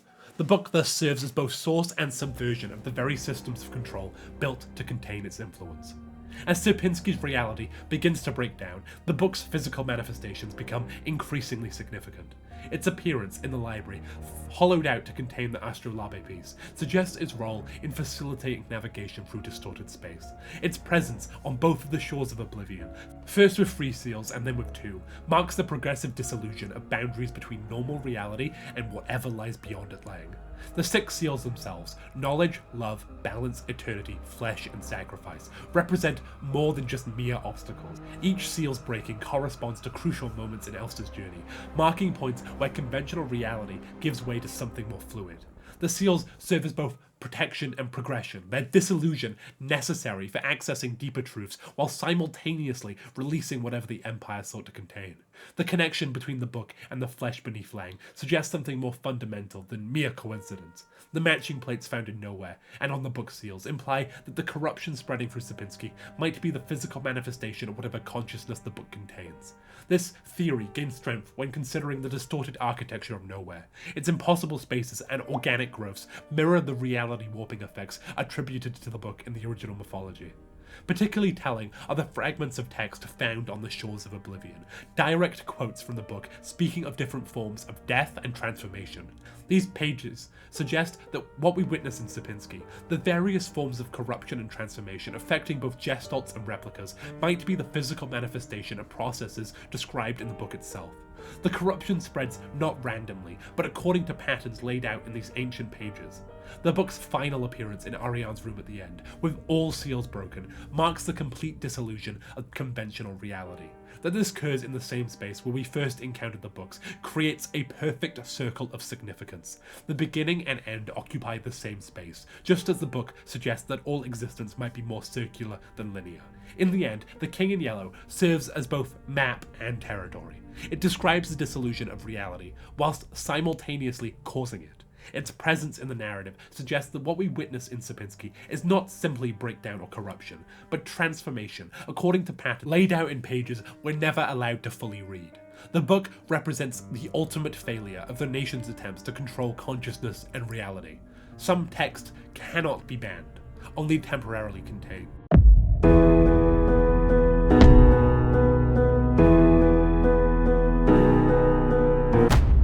Another significant piece of media contained within Signalis are the two paintings, Isle of the Dead and The Shores of Oblivion, and they serve as more than mere decorations within the game. They function as visual anchors that reinforce the game's cyclical nature through their own history of repetition and variation. Böcklin's Isle of the Dead exists in 5 versions for surviving, painted between 1880 and 1886. The version most prominently featured in Signalis is the 3rd iteration, though other versions appear during memory flashes. In each painting, a white-clad figure stands in a boat, accompanied by what appears to be a coffin, being ferried towards a mysterious island. The island itself is dominated by tall cypress trees and sheer rock walls, creating an imposing vertical structure that seems to reach towards a darkened sky. As the versions progress, the observers noted a telling pattern. The figures appear increasingly exhausted, while the island's walls grow taller and more domineering, as if the destination itself resists approach. This progression mirrors Signalis' own cycles perfectly. Just as each version of the painting shows the boat seemingly no closer to its goal, despite the increasing toll on its occupants, each iteration of Elster's journey accumulates new weight, literally in the form of corpses in the elevator shaft, each one a failed attempt that nevertheless enables future progress. The white-clad figure and coffin echo Elster's mission to reach Ariane in her cryopod, while the looming cypresses recall the impossible architecture that seems to grow more insurmountable with each cycle. The Shores of Oblivion by Eugen Bracht exist in 8 versions, painted between 1889 and 1916. Its appearance in Signalis marks crucial transitions between realities, manifesting first as the space between the minds and nowhere, and later as the threshold between memory and corruption. The painting's own history of repetition, 8 versions across nearly 3 decades, resonates with the game's themes of necessary iteration. The environment of Gestade in-game draws directly from both paintings' imagery. During the first visit, players emerge from a tunnel whose shape deliberately invokes the hooded figure of the King in Yellow. While walls stream with blood-like substances, the second visit introduces a boat that directly references Isle of the Dead, creating explicit connection between these artistic spaces of transition. This connection is further elaborated with the duality as them both presented flanking focus chambers. This version of Gestade also features notes that seem to be from Ariane's perspective, with repeated phrases about oceans of memories and the need to sing the same song, emphasizing how these artistic cycles mirrored the game's patterns of repetition. The appearance of the King in Yellow during both visits to Gestade proves significant, first with 3 seals, then with 2, marking progression through the cycles. The scattered notes during the first visit quote directly from the book. Fragments about different sorts of death, falling stars and unsung songs. These texts, which notably don't save to our memory, create atmosphere of transience appropriate to this liminal space. The second visit's notes shift perspective dramatically, featuring Ariane's voice repeating phrases like "make it stop" and references to great halls and oceans of memories.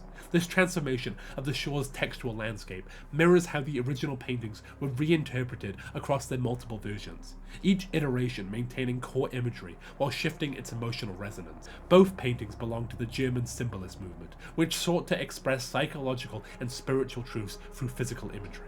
In Signalis, they serve similar function, providing visual framework for understanding transitions between states of consciousness and reality.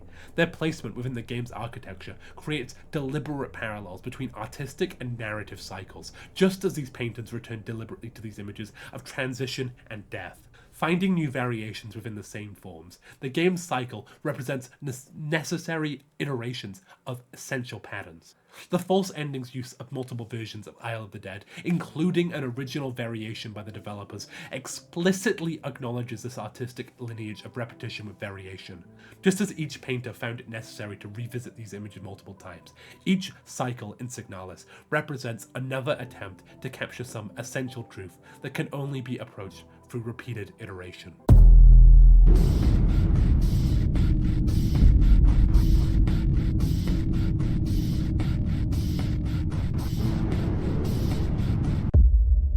Now, what follows is what I personally believe occurred during the events of Signalis, both before and during. If you disagree, please do let me know, but this makes the most sense to me, personally. Something ancient stirred in the mines beneath S23 Sierpinski. The facility's miners, digging ever deeper into Lang's surface, breached what documents euphemistically refer to as an anomaly. Volker, driven by duty or curiosity, descended to investigate personally. to presumably investigate this anomaly, likely this red gate that we see throughout the game. Beyond the red gate, she encountered something that fundamentally altered both her consciousness and seemingly reality itself, what she would later describe in her diary as being touched or poisoned by a red eye. This encounter created the first crack in reality's surface. Volker returned change, her face gradually transforming to mirror Ariane's, her memories bleeding into Elster's. As Adler comments on visiting her, "You've changed," likely due to this extensive reconstruction of her very identity. After Volker returned, the corruption began spreading upward through the facility's levels like water, rising through concrete, affecting both gestalts and replicas differently, but inexorably.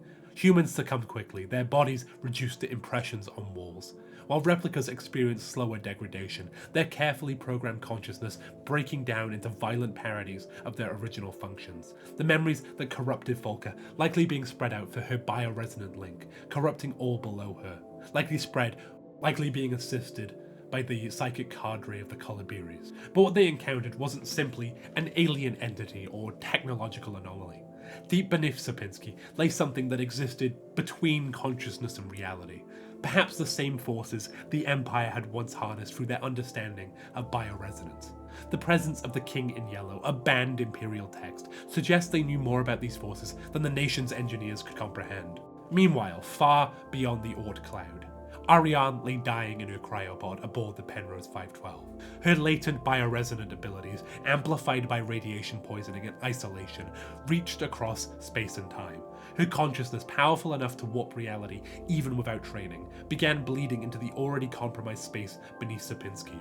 The red eye Volker encountered might have been Ariane herself, or something her dying mind awakened. Multiple Elster units, drawn by this psychic beacon, attempted to reach their dying lover. Each failure left physical evidence: the corpses in the elevator shaft, the bodies in the red desert. These weren't metaphorical attempts, but actual iterations, each one building upon the last, while simultaneously feeding back into it. The facility's deepening corruption made each attempt more difficult, while paradoxically making such attempts more possible.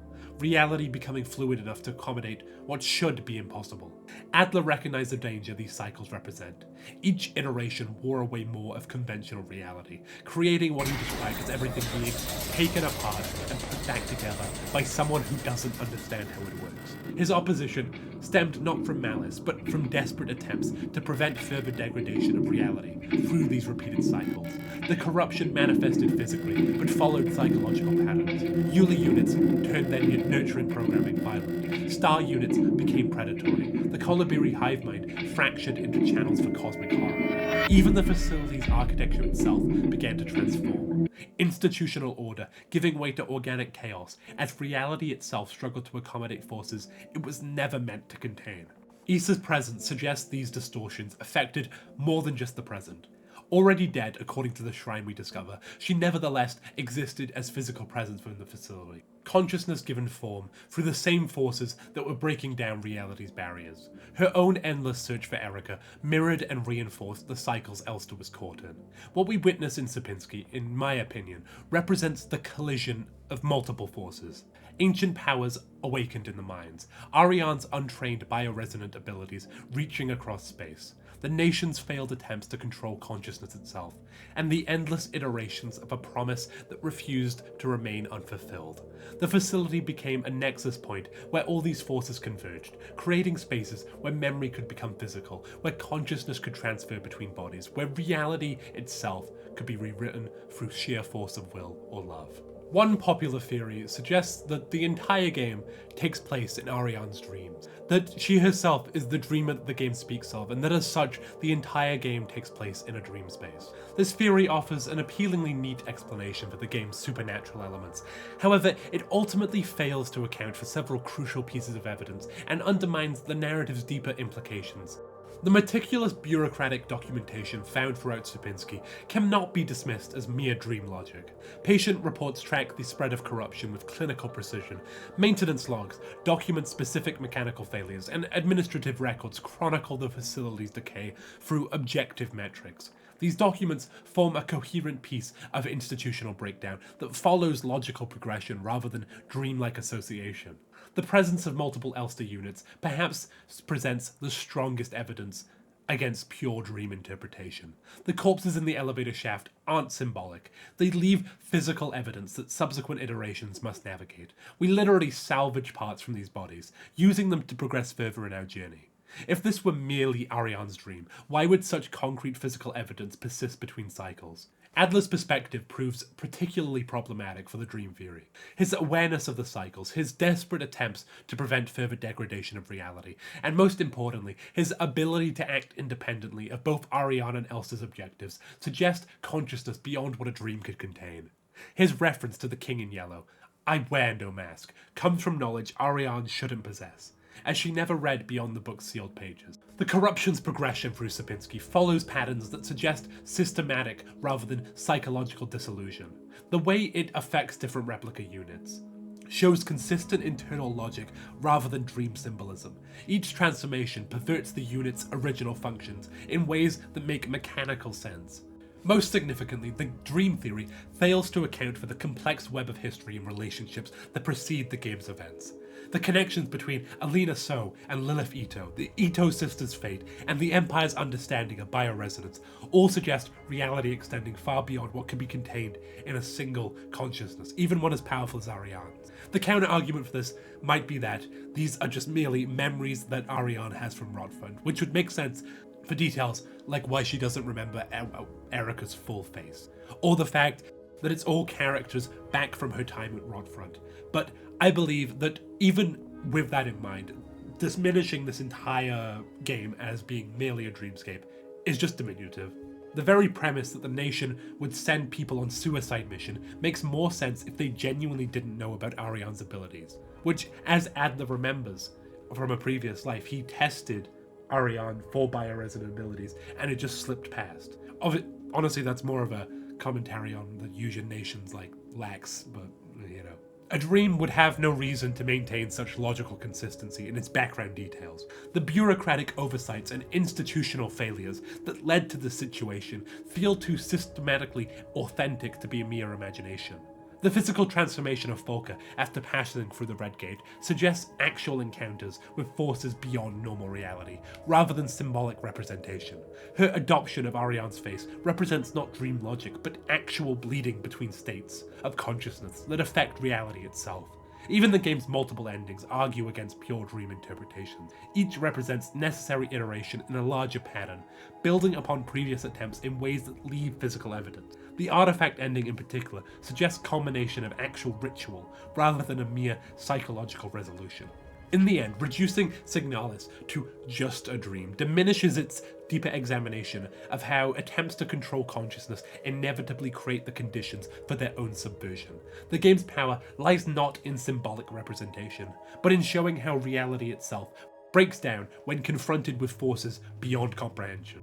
However, there is a third possible interpretation that does explain quite a lot, and is up to you whether you believe it. This theory speaks of a hybrid reality, and offers perhaps the most complex but comprehensive interpretation of SIGNALIS' events, suggesting that what we witness represents the intersection of physical reality and psychic influence. Under this reading, S23 Sierpinski exists as a concrete facility, but one whose reality is being actively warped and reconstructed by powerful bioresonant forces emanating from multiple sources. The theory posits that the physical facility serves as a sort of psychic antenna or resonance chamber, where multiple layers of consciousness overlap and intersect. The initial reality, the institutional architecture, the mining operations, the careful hierarchy of replica units, provides a foundation upon which other realities begin to overlay. When Folka encounters whatever lies beyond the Red Gate, she doesn't just trigger physical corruption, but creates the first crack between these layers of existence. Ariane's dying consciousness aboard the Penrose 512, far in the depths of space, reaches across this crack through her powerful bioresonant abilities. But rather than creating a pure dream space, her influence begins to physically reshape Sierpinski's reality. The facility's transformation follows the logic of both breakdown and psychological dissolution. The corruption spreads upward from the minds in documentable patterns, while reality itself becomes increasingly fluid and dreamlike. This bleeding of memory into physical space manifests most clearly in how characters appear and transform. Issa, already dead according to the shrine we discover, nevertheless exists as a physical presence within the facility. Not just a memory or a dream, but consciousness given form. Whilst this does sound like something I've already covered, it still needs to be repeated, just so you can understand everything I'm on about. When she finally dissolves into oxidant-like fluid, it represents both physical corruption and the dissolution of the psychic energy maintaining her form. The multiple layers of existence become most apparent as we descend deeper into the facility. The upper levels maintain relative stability, but each level down represents another layer of overlay between physical and psychic space. The administrative levels represent reality at its most stable, where documentation and hierarchy still maintain order. The hospital wing shows the first major bleeding between layers, where physical corruption begins manifesting psychological patterns. The mines mark where institutional reality really begins breaking down entirely. Nowhere represents the space between layers, where physical and psychic reality become indistinguishable, and the crimson void of eternity suggests pure psychic space, though still maintaining physical presence. Like the previous readings, multiple Elster units appear particularly important. Each represents a physical attempt at rescue, leaving behind actual corpses as we've already discussed. The ability to salvage parts from previous attempts suggests both physical reality, these bodies exist in actual space, and psychic connection, as each new iteration incorporates aspects of those who came before. The role of the King in Yellow becomes crucial under this interpretation, the book existing as both physical artifact and psychic catalyst. Its seals corresponding to actual plates while simultaneously representing barriers between layers of reality. Its presence throughout the narrative suggests it might serve as a kind of key or map for navigating between these layers of existence. Adler's perspective proves particularly valuable for understanding these overlapping realities. His documentation captures both physical transformation and psychic dissolution with bureaucratic precision, while his own transformation, from administrator to corrupted entity to something approaching the pallid mask, suggests how completely these layers can eventually merge. The facility's architecture itself just demonstrates this hybrid nature. The institutional structure remains physically present even as it transforms, suggesting not just pure dream logic, but the literal warping of physical space by psychic force. Even time operates differently under this interpretation. The cycles we witness represent not just physical repetition or psychological loops, but actual temporal distortion created by the interaction between layers of reality. Each iteration exists simultaneously, creating what Adler terms synchronicity. Events that echo across both physical space and psychic time, although this time loop is something we will discuss just in a minute. This hybrid nature extends to the final transformations we witness. The corruption spreading through Sierpinski represents both physical contamination and psychic influence, while the increasingly impossible architecture suggests not just psychological breakdown, but the literal reconstruction of space according to patterns that exist beyond normal reality. The time loop in SIGNALIS is not theoretical, but fundamental to its reality, a concrete fact evidenced throughout its narrative and physical space. This cyclical nature is most immediately visible in the pile of Elster corpses in the elevator shaft, but it's woven into every aspect of the game structure, from its architecture to its consciousness itself. Adler, once again, and his desperate opposition, stems from direct knowledge of these cycles, not speculation, but actual lived experience. "I've done this countless times before," he tells Issa, a statement of fact rather than hyperbole. His diary entries document not theory, but direct observation of temporal distortion. Every entry dated 8421D, reality itself struggling to maintain linear progression as the cycles deepen their grooves in existence. The physical evidence is undeniable. The 75 to 79 Elster corpses in the elevator shaft aren't symbolic, but literal, each one a previous iteration that attempted the same journey. Whilst I may be reinforcing this point, it just goes to show how integral this time loop is to Signalis' narrative. Whether you subscribe to the dream theory, you're thinking it's all a dream, the hybrid reality, or how I see it, it is undeniable that these chain of events have occurred over and over and over and over again. This established fact of looping really fundamentally shapes every aspect of Signalis' world. Volker's transformation and identity bleed occurs not once, but repeatedly, each cycle continually deepening the corruption. Her inability to distinguish where Volker ends and Elster begins represents not just psychological breakdown, but the accumulated effect of countless iterations, reality itself beginning to blur under the weight of repeated cycles. The degradation of Sierpinski's reality follows the same pattern. Not random, but cumulative, each cycle wearing away at the boundaries between states of existence until order gives way to something far more fluid. Issa's presence, once more, despite her confirmed death, isn't paradoxical, but cyclical, her consciousness caught in the same loops as everything else in this facility. The shrine that proves her previous death exists simultaneously with her active presence in these halls, both states equally true within the looping reality. Her own endless search for Erica mirrors and reinforces the cyclical nature of existence within these spaces. The multiple endings represent not different possibilities, but necessary iterations. Each one must occur for the cycles to progress. Leave, memory, and promise aren't alternative outcomes, but sequential steps in the pattern's completion. Even the command to wake up takes on concrete significance. Not just a prompt to consciousness, but a literal restart of the cycle, a command that has been issued countless times before, and will be issued countless times again until the pattern reaches completion. The essential question then becomes not whether these cycles exist. They demonstrably do, but rather their purpose. Each iteration builds upon the last while simultaneously feeding back into it, creating a complex structure of cause and effect that transcends linear time. The accumulation of these cycles serves as preparation for something beyond mere repetition. The breaking of cycles, the completion of rituals, the potential for transcendence through perfect completion of the pattern.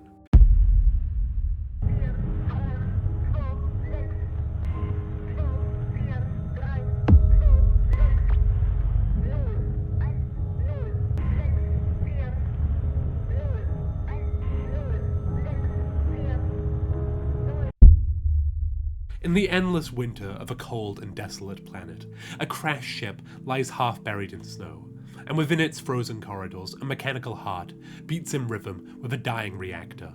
This image, this moment, contains within it every truth SIGNALIS seeks to explore. Cycles of death and rebirth, the persistence of consciousness across dissolution, and love's power to both destroy and transform. The journey from that first awakening leads us through layers of reality that gradually shed their conventional forms. A facility built for order becomes a labyrinth of horror, its corridors giving way to organic growths, its carefully maintained hierarchies dissolving into nightmare. We witness this transformation through multiple lenses. Böcklin's 5 versions of Isle of the Dead showing figures growing more exhausted as their destination looms larger. Brack's 8 iterations of Shore of Oblivion marking the spaces where reality begins to break down. The King in Yellow's gradually breaking seals measuring the progression from order to chaos. In Sierpinski's depths, we find evidence of countless attempts at impossible reunion. 75 to 79 Elster corpses pile beneath an elevator shaft, each one marking another cycle, another attempt to reach someone lost beyond normal space and time. We salvage parts from our own future corpses, each iteration building upon the sacrifices of those who came before us. Adler's diary endlessly repeats the same date, while Folker's face transforms to mirror Ariane's. Reality itself wearing thin under the weight of repeated cycles. The corruption spreads upwards from the minds like memories bleeding through consciousness. Euler units turn their nurturing tools to violence, the Kolibiri hive mind fractures into channels for cosmic horror, and even time itself begins to stutter and loop. Each transformation follows patterns laid out in Chambers' original work, reality being gradually replaced by something that operates according to dream logic, identity dissolving and reforming according to roles in some vast cosmic drama. Yet beneath this disillusion lies purpose. Each cycle necessary, each iteration building towards patterns we can barely comprehend. The 6 seals must break in sequence, the plates must be gathered in order, the ritual must be completed with perfect precision. Even the facility's location on Lang, traditional gateway between normal reality and dreamlands, suggests method in this madness, transformation operating according to cosmic rather than human logic. In the end, we return to where it began. A crashed ship, a dying reactor, a promise that transcends death itself. But now we understand these elements not as separate pieces, but as parts of a vast pattern, each cycle wearing away at reality's boundaries while simultaneously building towards something new. Whether filtered through Ariane's dying consciousness or manifesting in physical space, these cycles reveal fundamental truths about how reality transforms, how consciousness persists, how love might reshape the very fabric of existence. And so we too become part of this cycle, observers affecting the observed, our own consciousness transformed by witnessing these patterns of disillusion and renewal. Like the mysterious red eye that watches through Sierpinski's depths, like the paintings that required multiple versions to capture their truth, like the book whose very reading reshapes reality. SIGNALIS invites us to understand transformation not as a single event, but as necessary sequence of iterations, each one bringing us closer to truth that can never be fully captured, only endlessly approached. In those final moments, as we stand once again before the cryogenic pod that has become both tomb and cradle, we understand at last. Every Elster corpse in the elevator shaft, every fractured reflection in Sierpinski's mirrors, every iteration of those painted shores, they were all necessary steps in a dance that began long before us and will continue long after. The promise that drives us isn't simply about mercy or release. It's about the fundamental nature of consciousness itself. How it persists, how it transforms, how it refuses to be contained by order or cosmic horror. When we finally reach Ariane, whether to remember, to release, or to transform, we're no longer simply an Elster unit fulfilling its programming. We have become something that exists between states, between memory and reality, between organic and mechanical, between individual consciousness and cosmic truth. Like the figures in Brooklyn's paintings growing more exhausted with each iteration, like the shores in Brock's works becoming simultaneously more distant and more present. We approach a destination that transforms us even as we journey towards it. And perhaps that's the deepest truth buried in Sierpinski's depths. That love, real love, transcends not just death, but reality itself. It persists through every cycle, survives every corruption, endures beyond control and cosmic horror alike. In the end, as reality breaks down and reforms around us, as memories bleed between consciousness and time loops back on itself, what remains is that simple, impossible promise. Not just to end suffering, but to preserve something essential, even as everything else dissolves.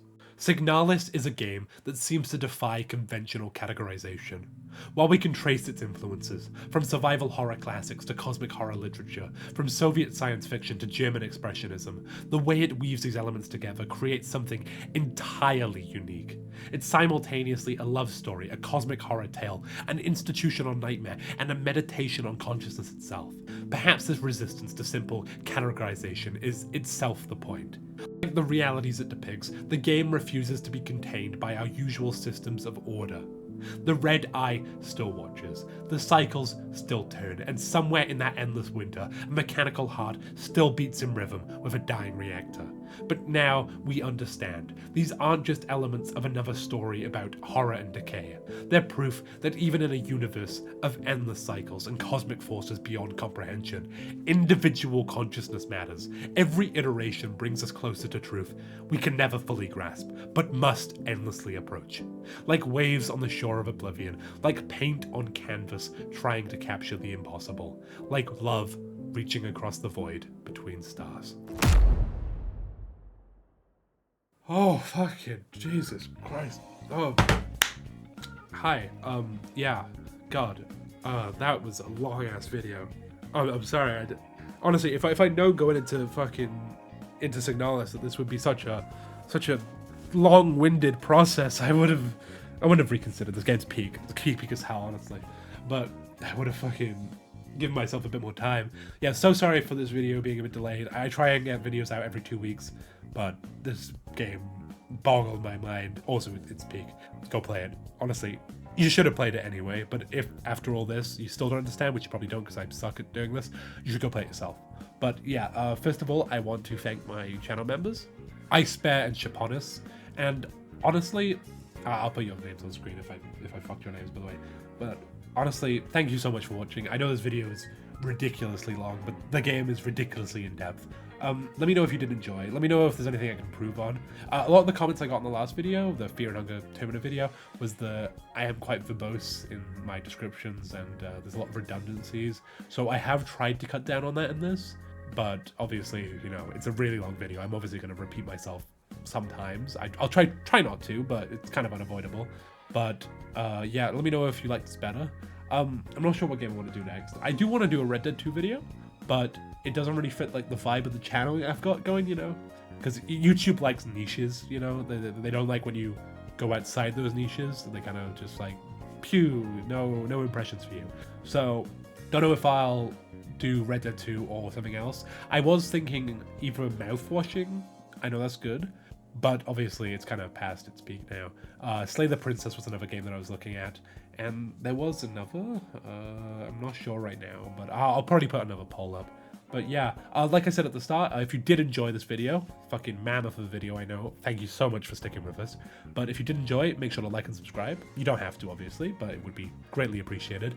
And if you want to be acknowledged at the end of these videos and also help decide on the topics that we cover, channel membership and Patreon will be down below. It's obviously, if you don't have the money, it's no issue. You can continue watching me for free. But yeah, if that interests you, it's down below. I try and want to build more of a community going forward, because, you know, even if I'm socially anxious as fuck, I think it'd be really cool. But yeah, I'm only got like 2 weeks left of uni now, so after that, the video production should ramp up a lot. I do still work, unfortunately. And obviously being around Christmas, they won't be in. But I'm off for about 2 months, so I might start streaming then. But I'll let you know. Maybe SoundCloud too. It's got a bit past its peak now, but well. But yeah, follow me on Twitter or Blue Sky. I do have a Blue Sky account. I'll put it down below. Probably Blue Sky. Blue Sky's better. Twitter's a fucking... Oh, I hate Twitter. That's beside the point, though. But yeah, do let me know if you enjoyed. Let me know if there's any games you do want me to cover that I didn't mention earlier or I don't put in the poll. And yeah, I just really hope you enjoyed. And I'll see you in the next one. Bye-bye.